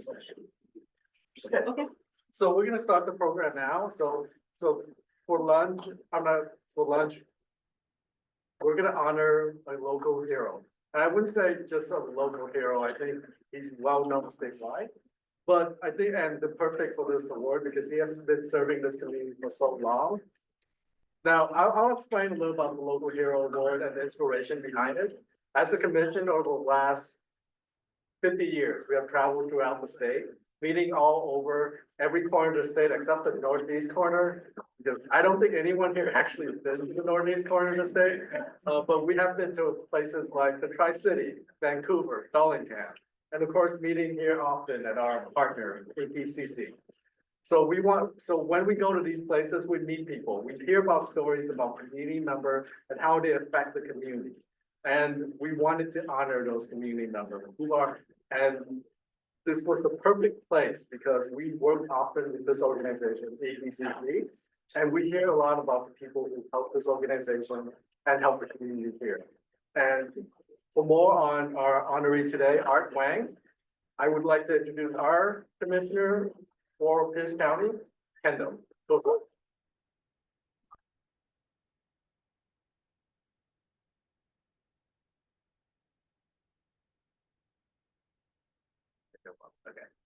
Okay, good afternoon. My name is Kendall Kosai. I am the commissioner here from Pierce County. I live on the West Slope in Tacoma, proud 27th legislative district resident as well. And so it is my honor and my privilege to introduce our local hero award. Is that what it's called? Yes. To Art Wong, who has been a pioneer for Asian American Pacific Islanders here in the Tacoma Pierce County community for many years. Art was first elected as state representative for the 27th legislative district in 1980, which unfortunately happens to be the same place that Chinese Americans were expelled from Tacoma in 1885. And he served for 7 terms. And at the time when he was elected, he was one of the only persons of color in the House of Representatives here in Washington. When there was only one other Asian American as well as one other African American representative at the time. And I think maybe one senator at the time as well. So Art chaired the capital budget, revenue and commerce and labor committees in the House. He also served in both the executive and judicial branches of the Washington state government as chief administrative law judge and as a judge at the Court of Appeals. And he practiced law in Tacoma and taught at UPS and SU law schools. Art came to Tacoma as a VISTA volunteer, which I learned last night was kind of like AmeriCorps in some kind of ways. With the Tacoma Community House in 1973, and as a community organizer with the Asian American community. He was founder of the first Asian caucus as a delegate to the Democratic National Convention in 1976.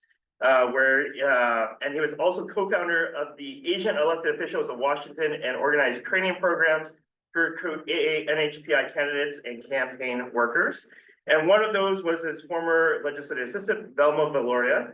And Art is proud that he is the only Washington legislator who has ever had 2 legislative assistants become legislators themselves. So Art has a long list of accomplishments. I'm not going to talk about all of them because, but I'm going to give a couple, right? So he enacted the first MLK Junior School holiday in the state of Washington. He enacted one of the first FMLA or Family and Medical Leave Acts in the country.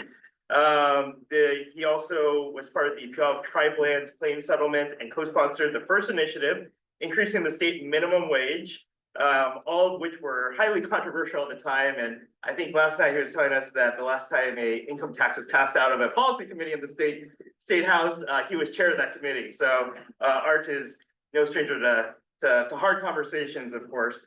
And also, you know, really importantly here in this district in particular, he acquired land for the state that became site for the Chinese Reconciliation Park. And for many of you that don't know, in 1885, there was a violent mob that pushed out Chinese, folks of Chinese descent out of Tacoma, which later became known as the Tacoma Method. And so there's a park right on the waterfront there where the Chinese Reconciliation Park is, and it's a really important reminder of our history here in Pierce County. Art has also chaired boards of the Greater Tacoma Community Foundation, Tacoma Audubon Society, the Legal Foundation of Washington, the Pierce County AIDS Foundation, and Planned Parenthood. Among other nonprofit boards he has served on are the National Audubon Society, APACE, TBW, the Tacoma Community House and Grand Cinema, and of course, he continues to serve on the advisory boards for the Asian Pacific Cultural Center here, and the Chinese yes, I love it. Thank you, Ms. Pritchard, and the Chinese Reconciliation Project Foundation, and to lead monthly bird walks for the Tacoma Bird Alliance. And so on behalf of CAPAA, we are just so thrilled that you're here. We're thrilled that you're a leader of this community. So please, please, please accept this award for your dedication and commitment to the AA and HPI communities in the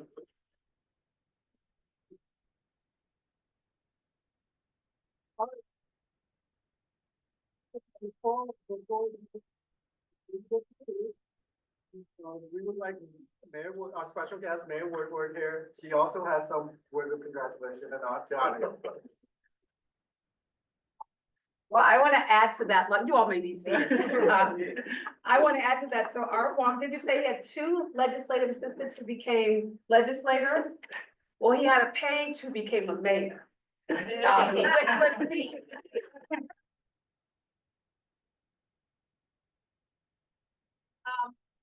Now listening to the dates, I guess in your first year, I got to be a page for Art Wong. 16 years old, and my first experience in politics at all, and I got to go work for Art. If I'd have thought about it, I'd have dug out that picture. Art took me to lunch on my last day, but I have a picture of us, and then we must have had some kind of popcorn celebration because we were standing there with our hands full of popcorn. But I just wanted to take a moment, first of all, to welcome you all to Tacoma. Let me do that. I am so grateful that you all are meeting here with the Asia Pacific Cultural Center. I can't wait till the fall when you'll be meeting at the new Asia Pacific. August, you'll be meeting at the new Pacific Cultural Center, and we are so excited for that in our community, and that would not be possible without the incredible leadership, as we all know and love her. She may be Tacoma, but we know that we share her with the entire state, the entire country, and the entire world, and that's none other than Little Pritchard. Well, thank you for the work. I was a member of the African American Affairs Commission. And so the Commission on African American Affairs have a long history of working in partnership with you all and know what it means to make this sacrifice, to travel all across the state of Washington to make sure that we are learning something, sharing with each other, and making sure that we are making sure that we are advocating, excuse me, I'm so excited, advocating for the API community across the state. So thank you all for what you do. Now back to the man of the hour. But truly, Art, when I heard you were getting this honor, and it's a full Saturday, I did not want to miss the opportunity to stop by and to celebrate you. I'm not in very many public places with you where I get to speak and you are present, and I get to really tell you how grateful I am. I tell people, young people today, and they're like, well, what's your advice? And I would say, do the right thing because it's the right thing to do. And you never have to worry about what happens later on in life. If you're always doing the right thing because it's the right thing to do, if you decide to run for office, it works. If you decide, whatever you decide to do will happen for you because you've done the right thing. And it is one thing to say that to a young person. It's another thing to see it in action. And that's what I think about when I think about Art Wong. It wasn't what he said, but it was how he carried himself and how he supported others that we could watch and emulate him. And that's what I've been able to do, even over all these years. Every time I see Art, smile on his face, super positive, always kind and compassionate. And that's what real leadership is. And so Art, I just want to say, in all those accolades and all the things that you've done, while they are important, it's how you've done it and how you showed up that's made a difference for people like me and for this entire community. And I'm just so honored to have had the opportunity to sit at your feet, even though I had no idea at 16 I'd be standing here today. But to be able to see what real leadership looks like. And at 16, I may not have understood it as much, but absolutely at almost 60, I have no idea what it looks like. And it looks like leaders like you. So thank you, Art, so much for your leadership.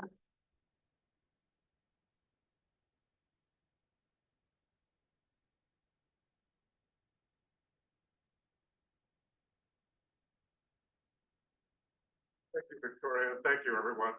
One thing that about Victoria, though, when she was a page for me, what I'm actually proudest of there is, of course, Victoria. But one of the things was that she was not a regular page. That most of the pages at that time, especially, were people who were they tended to be white and tended to be people who were pretty wealthy, generally coming from campaign backers of the different, whoever the legislator was at the time, which is fine. But I also wanted to make sure there was some diversity in the pages. And so I had contacted the Push Excel program, and that was how Victoria was selected. I didn't know her. She was selected by the person who was coordinating that program for people of color in the Tacoma School District. And that was how she became a page. So it's just kind of wonderful to see the effects of something like that when you don't know what's going to happen with it. And it was just, but I wanted to make sure there was some diversity among pages. Let's see. Well, first of all, I recognize that I don't want to be the person standing between us and Jan Parker's food. I'll keep this short. I want to do three things, though. I want to say thank you, but also recognize that there are a lot of other people who could be local heroes here as well. Just looking around the room, Wendy Hamai, who's going to be a star of a movie about taiko drumming just very soon.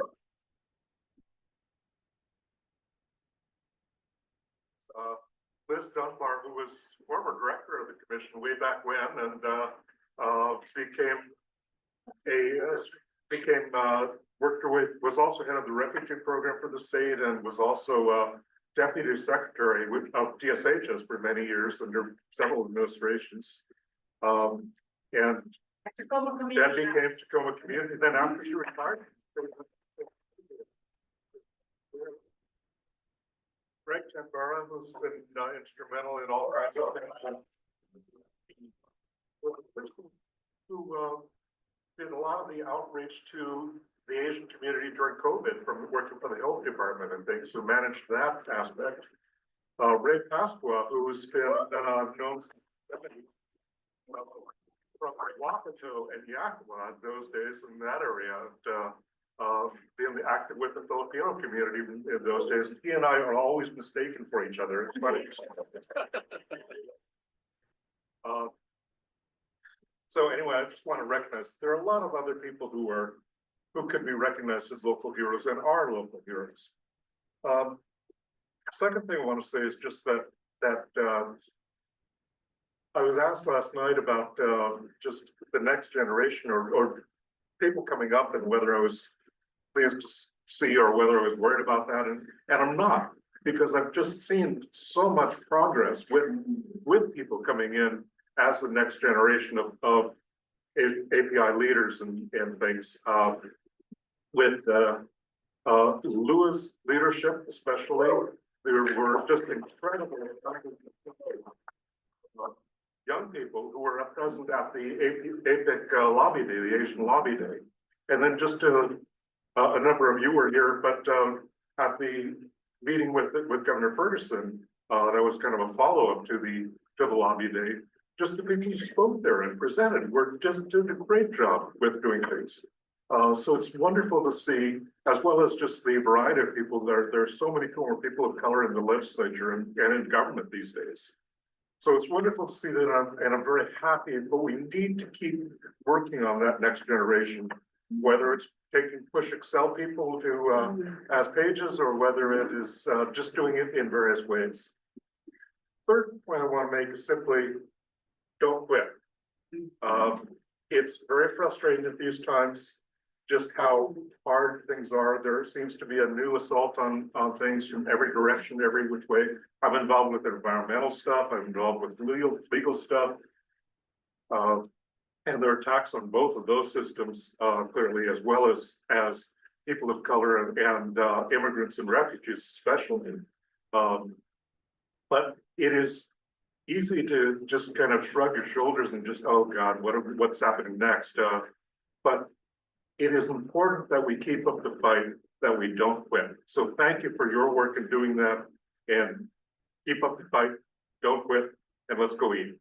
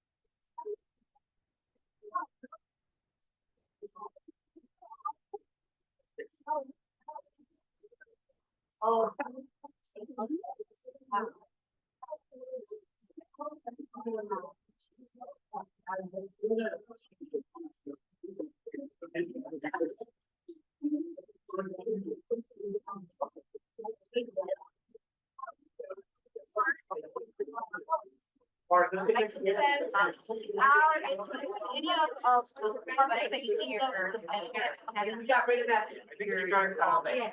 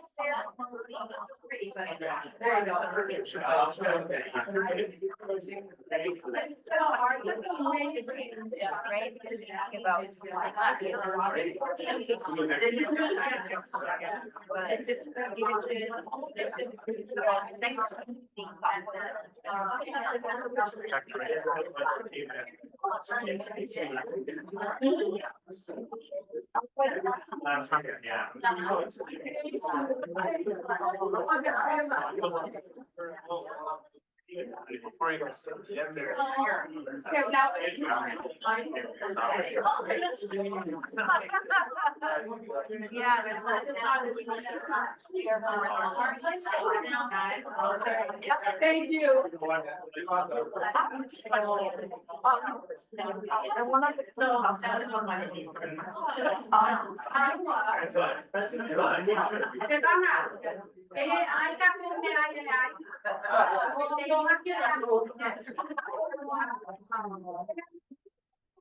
Wow.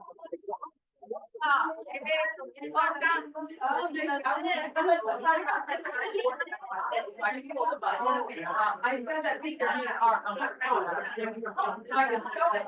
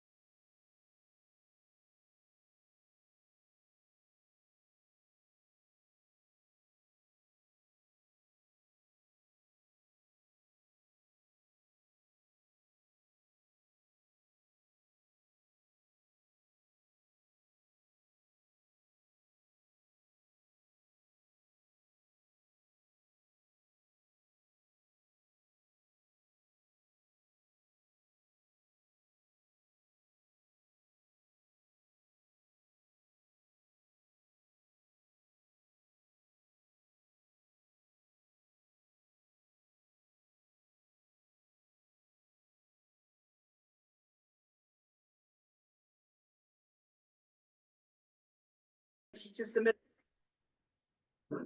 submit a public comment with a chime reminder at 30 seconds left. The clock on the screen will help keep your time. If you run over time, you may be cut off. Staff, please share the first two names on our list.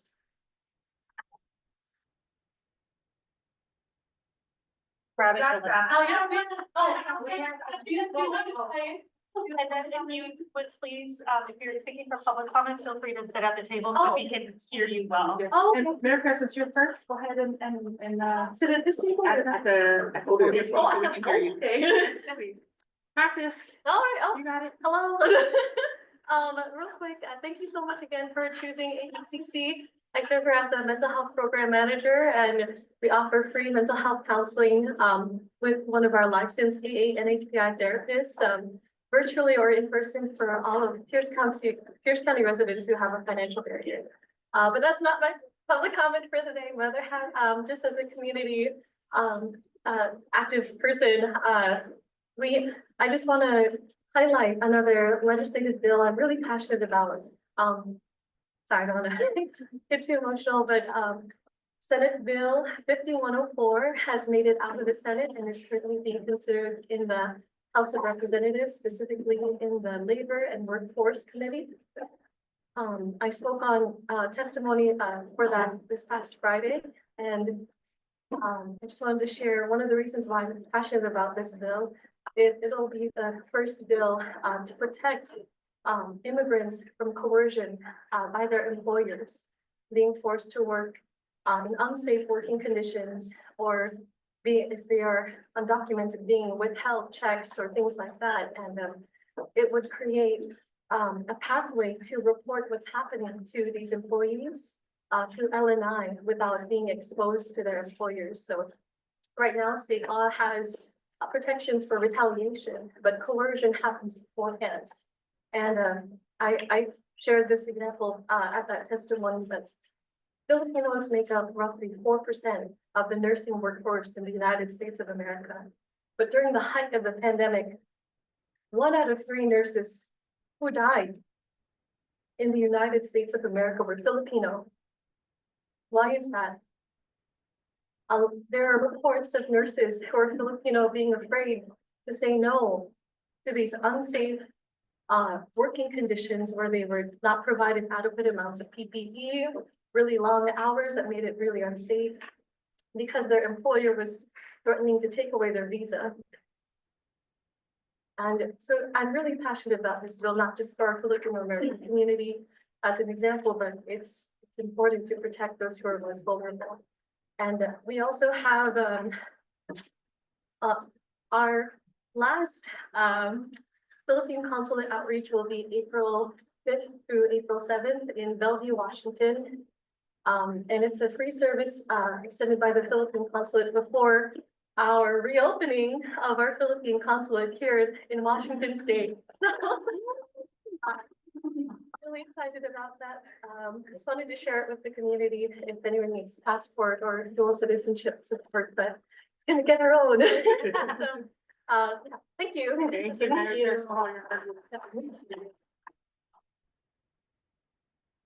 Next on our list is going to be Ray Pastor.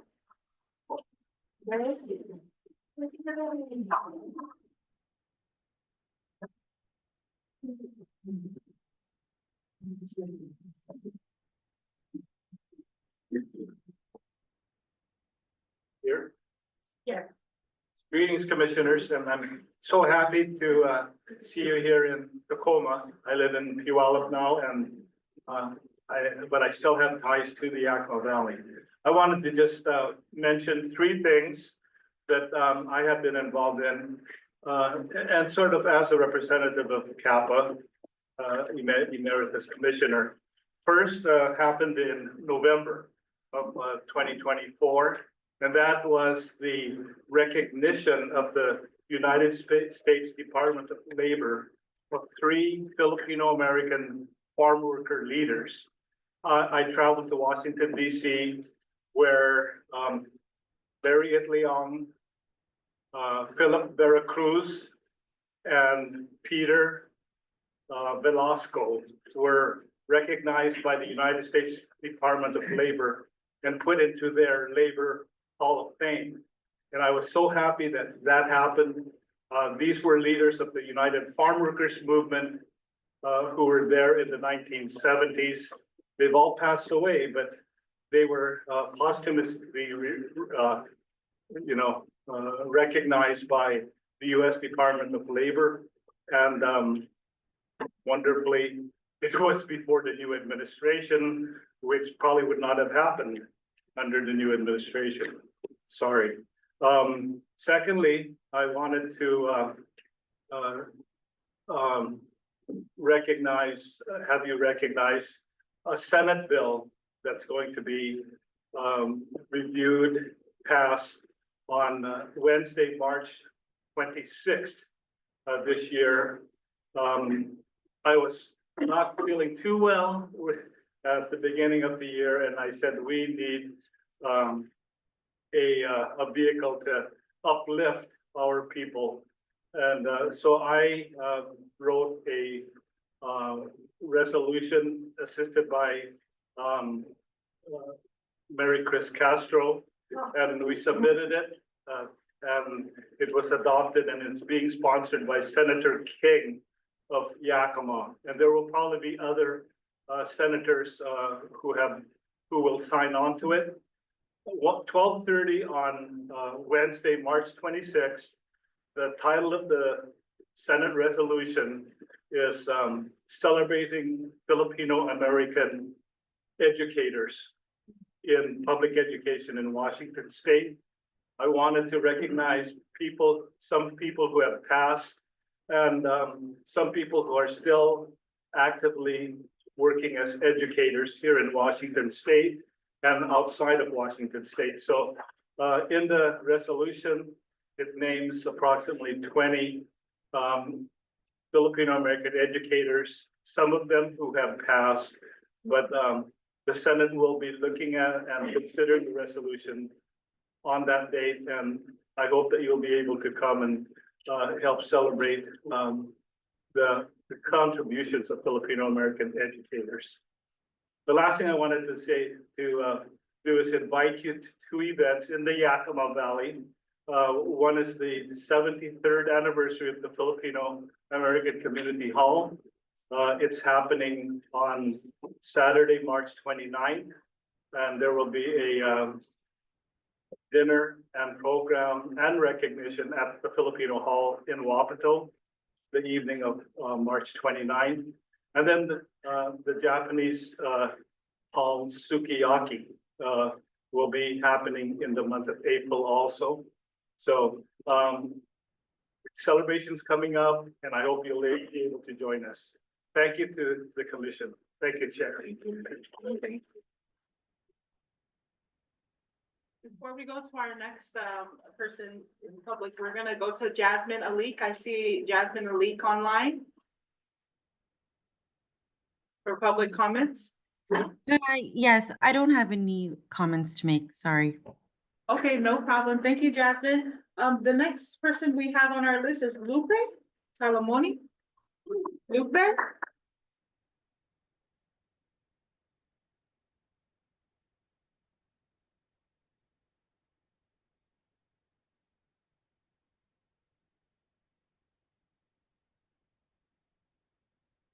Council, good evening, everyone. Thank you for the opportunity. My name is Lupe Talamoni. I'm the Assistant Manager or Project Manager for Business and Community Engagement Services, representing body for here at APCC. And my part here is just to report how our seniors, so proud to serve as an advocate, ANHPI's seniors come here from Monday to Friday. And each of these Monday and Friday days, we have set programs, set schedule for everyone that joins in. Total of 235 and plus and more walking in and out. So the best part of this, each we have attendants that give out and activities that we do each day. They have dancing, meet and greets. They have performances in different and culture-wise, especially our cultures come in. We shared our language, our culture, where how we do our stuff and handcrafts. We share all their talents from the elders to the young ones when it's time for them to enter in, excuse me. We have Cambodians that coming in on Wednesdays and Vietnamese, total of 50 and Vietnamese of 50, and mostly we have packed and more people coming in and out in this building. We cannot count it more than 100. And also we have Thailand that comes in on Thursdays with Filipinos, 20 towns of Thailand right now. Filipinos are more than 50 and still counting, but consistently coming in, which they are more than welcome to come in. Samoan 25, they're counting for now. And least but not last, we still have an open people that we serve coming in and out. And we're not closing doors to it. We're so grateful to help more and more for them. Seniors, as they were coming early today, they were so excited about this is their first time attending it. They wanted to extend a thank you to the executive director, Ms. Lua, and also for allowing them to come in. They wanted to learn the politics. They wanted to learn more for something that they never exposed themselves to it. And they are so thankful and grateful for this. And then for myself, and I'm extending that thank you to all of you at the board. And for almost, thank you for the opportunity. We're looking forward to sharing more and more. Thank you so much. Thank you. Is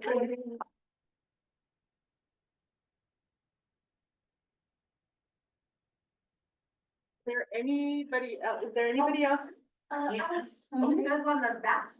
Oh, okay. My apologies. Let's put a smile. Okay, Alice. Hi.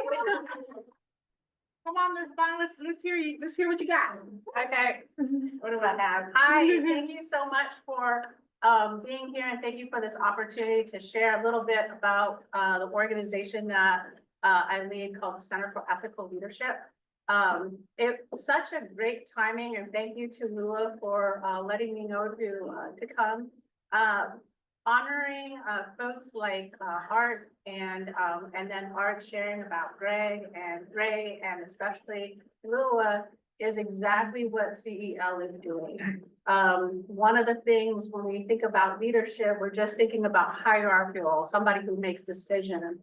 But as our mayor, Victoria Woodard said, it's about, how you do it. It's the heart and soul. And so when I think about how do I explain to people what CEL has been doing for the past 35 years, it's really about cultivating leaders that have, their heart and soul into what they're doing. There's a moral obligation that we have to be able to create the beloved community that we all want to see, one that does not allow the Tacoma method to happen because people will say, no, this is not cool.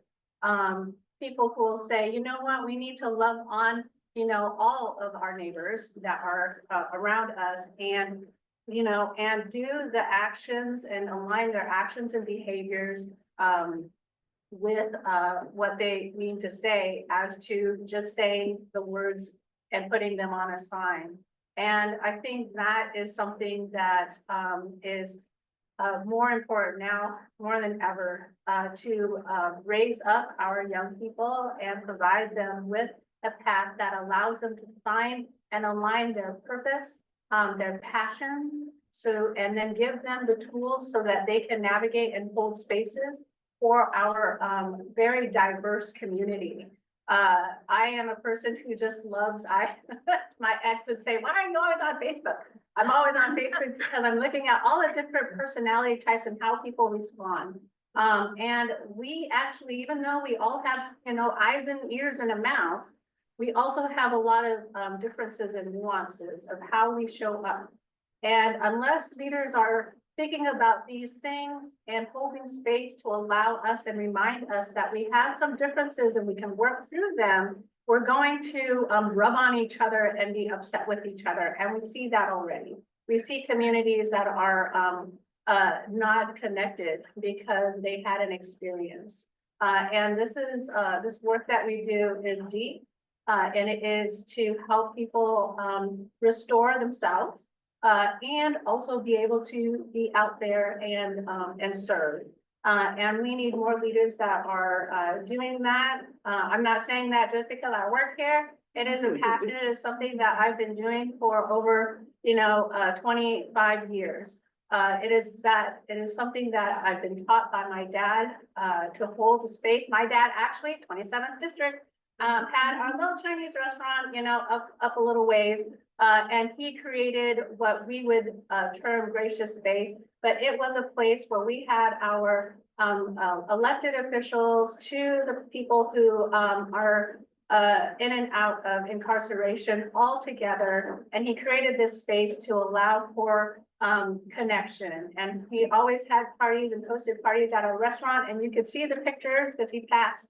And I was like looking at, you know, these old photos, and there were all kinds of folks, and they were all talking to each other, and they wouldn't have talked to each other if they didn't have that space and that culture, you know, created. And so for me to uplift my dad's legacy and the legacy of our ancestors, I want us to, you know, be better with each other. The Center for Ethical Leadership is in existence here, and I just wanted to kind of share a little bit about who we are and open a conversation to see, you know, what can we do to support our community and broader community of this work. So, wow.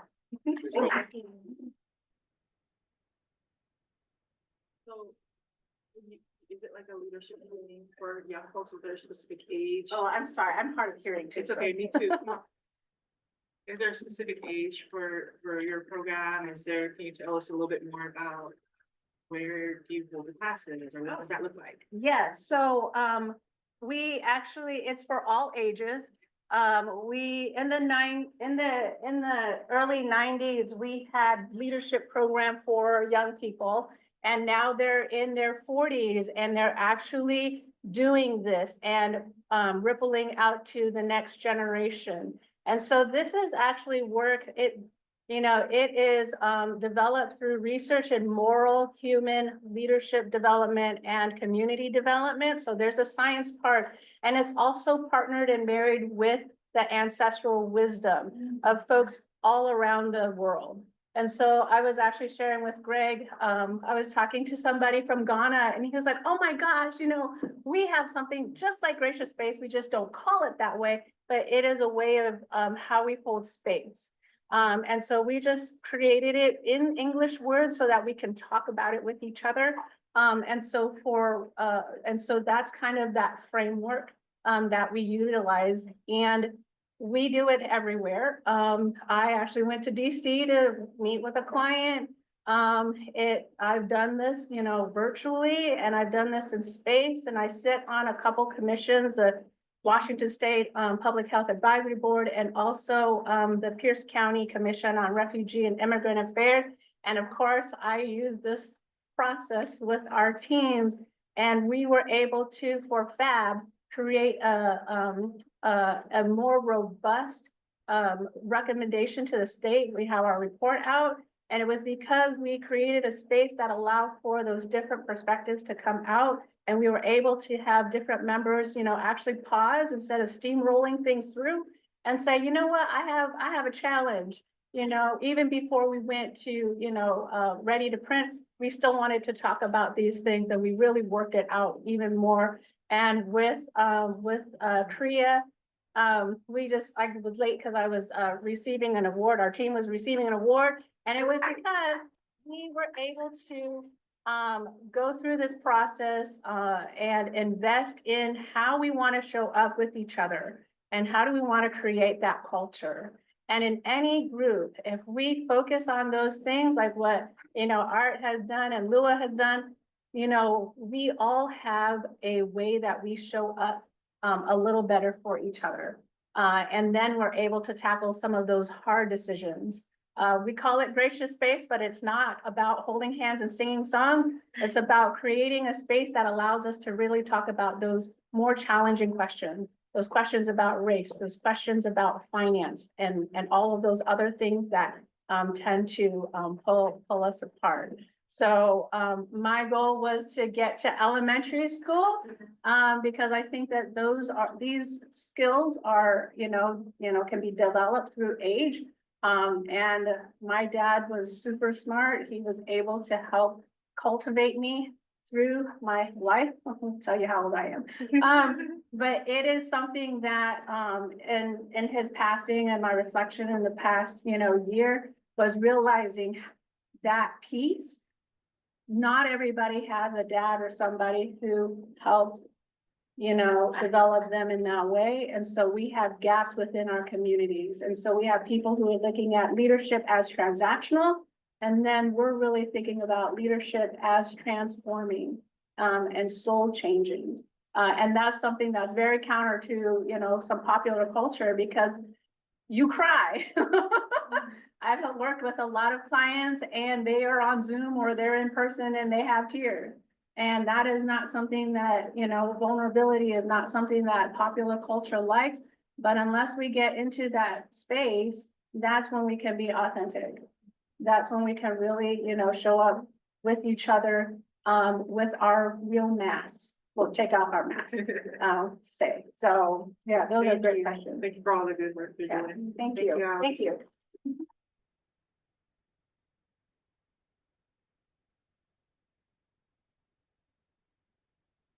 Any more last call for public comments?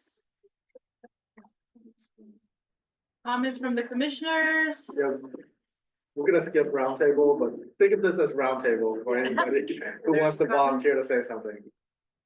Online, Lolita, were just comments, feedback, Commissioner Pinking, Mr. Cho? Commissioner Ping Ping from China, right?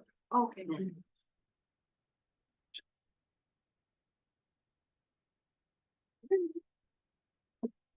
Okay.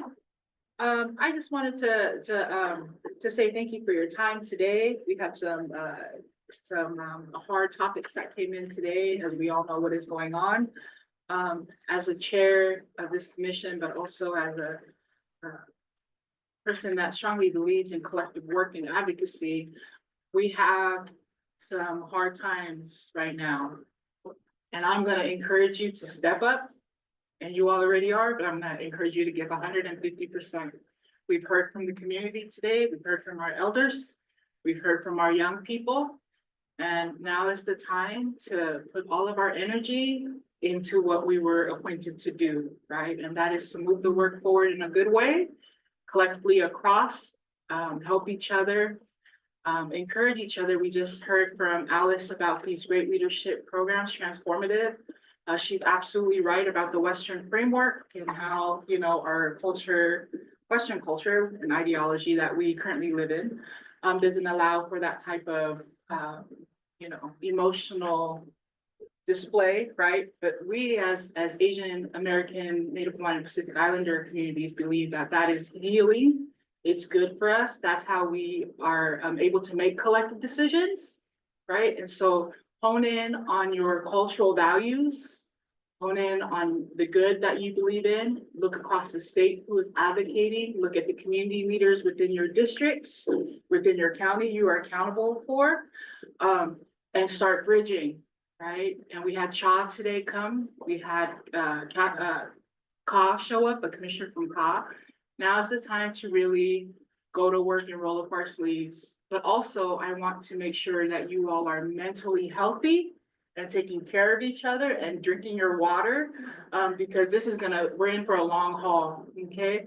So thank you for showing up today as your authentic self. Thank you for honoring. Go ahead, Scott Oh, Lerman. I'm And sorry. that's it. That's all I have to say. Mine's really quick. I probably would have said more about it, but just a plug here for communicating within our communities. Something that was very rewarding for me recently was that we had a Japanese teacher, language teacher in our local high school. It was gonna be moved from one school to another where she thought the program would die. She'd been teaching this in my community in Eastern Washington for 10 years. And she contacted me and it was really affecting her mental health.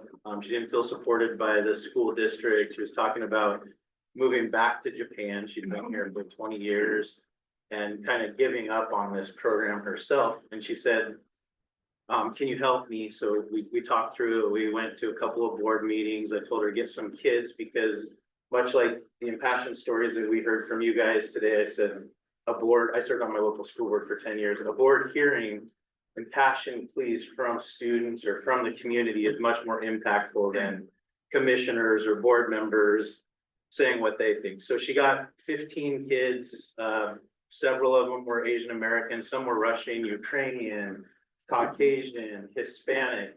And all of these kids came up in this meeting to the school board and told them how impacting this Japanese language program in Eastern Washington, where our Asian Pacific Islander communities, 5% or less of all Asian Pacific. They came up from all races and ethnic backgrounds and said, I want to learn about this culture. It's not just a language, it's a culture. I don't have this experience. You're taking it away from my school. I've taken 1 or 2 years of this language program. Please allow me to continue. We went and talked, me and the teacher went and talked to the superintendent a couple more times the next few days. And she said, yeah, I didn't really understand how impacting this decision was on real people. They talked further and they're gonna expand the program. Next year, she'll split between the 2 schools, but expand it, look for another teacher.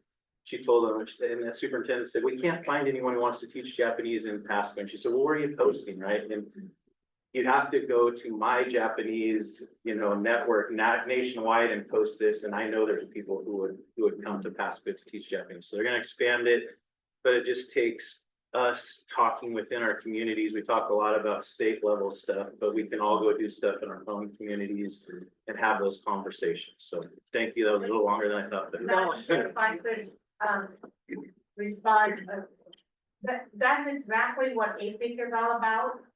If you could connect with me and I'll connect it to APIC back, because we have an APIC in Spokane and Yakima. So APIC can come together as a statewide effort. We can even write letters, to whoever you would like it to. And that's for any of you CAPAA people. If you've got issues within your own jurisdictions, APIC is the bigger picture. And you can only do certain things because you're government related, but we as a community can come together. So those are things that we do. I mean, if there's an issue at some university, we've done university is, what to call it? What's the cougar? Washington State, we've got 2 issues there and it went through. We even got the president of the college in trouble. We did the same thing for UW Seattle. So issues like that for anyone, any Asia Pacific person, that's what APIC is for. So don't forget. all right, thank you.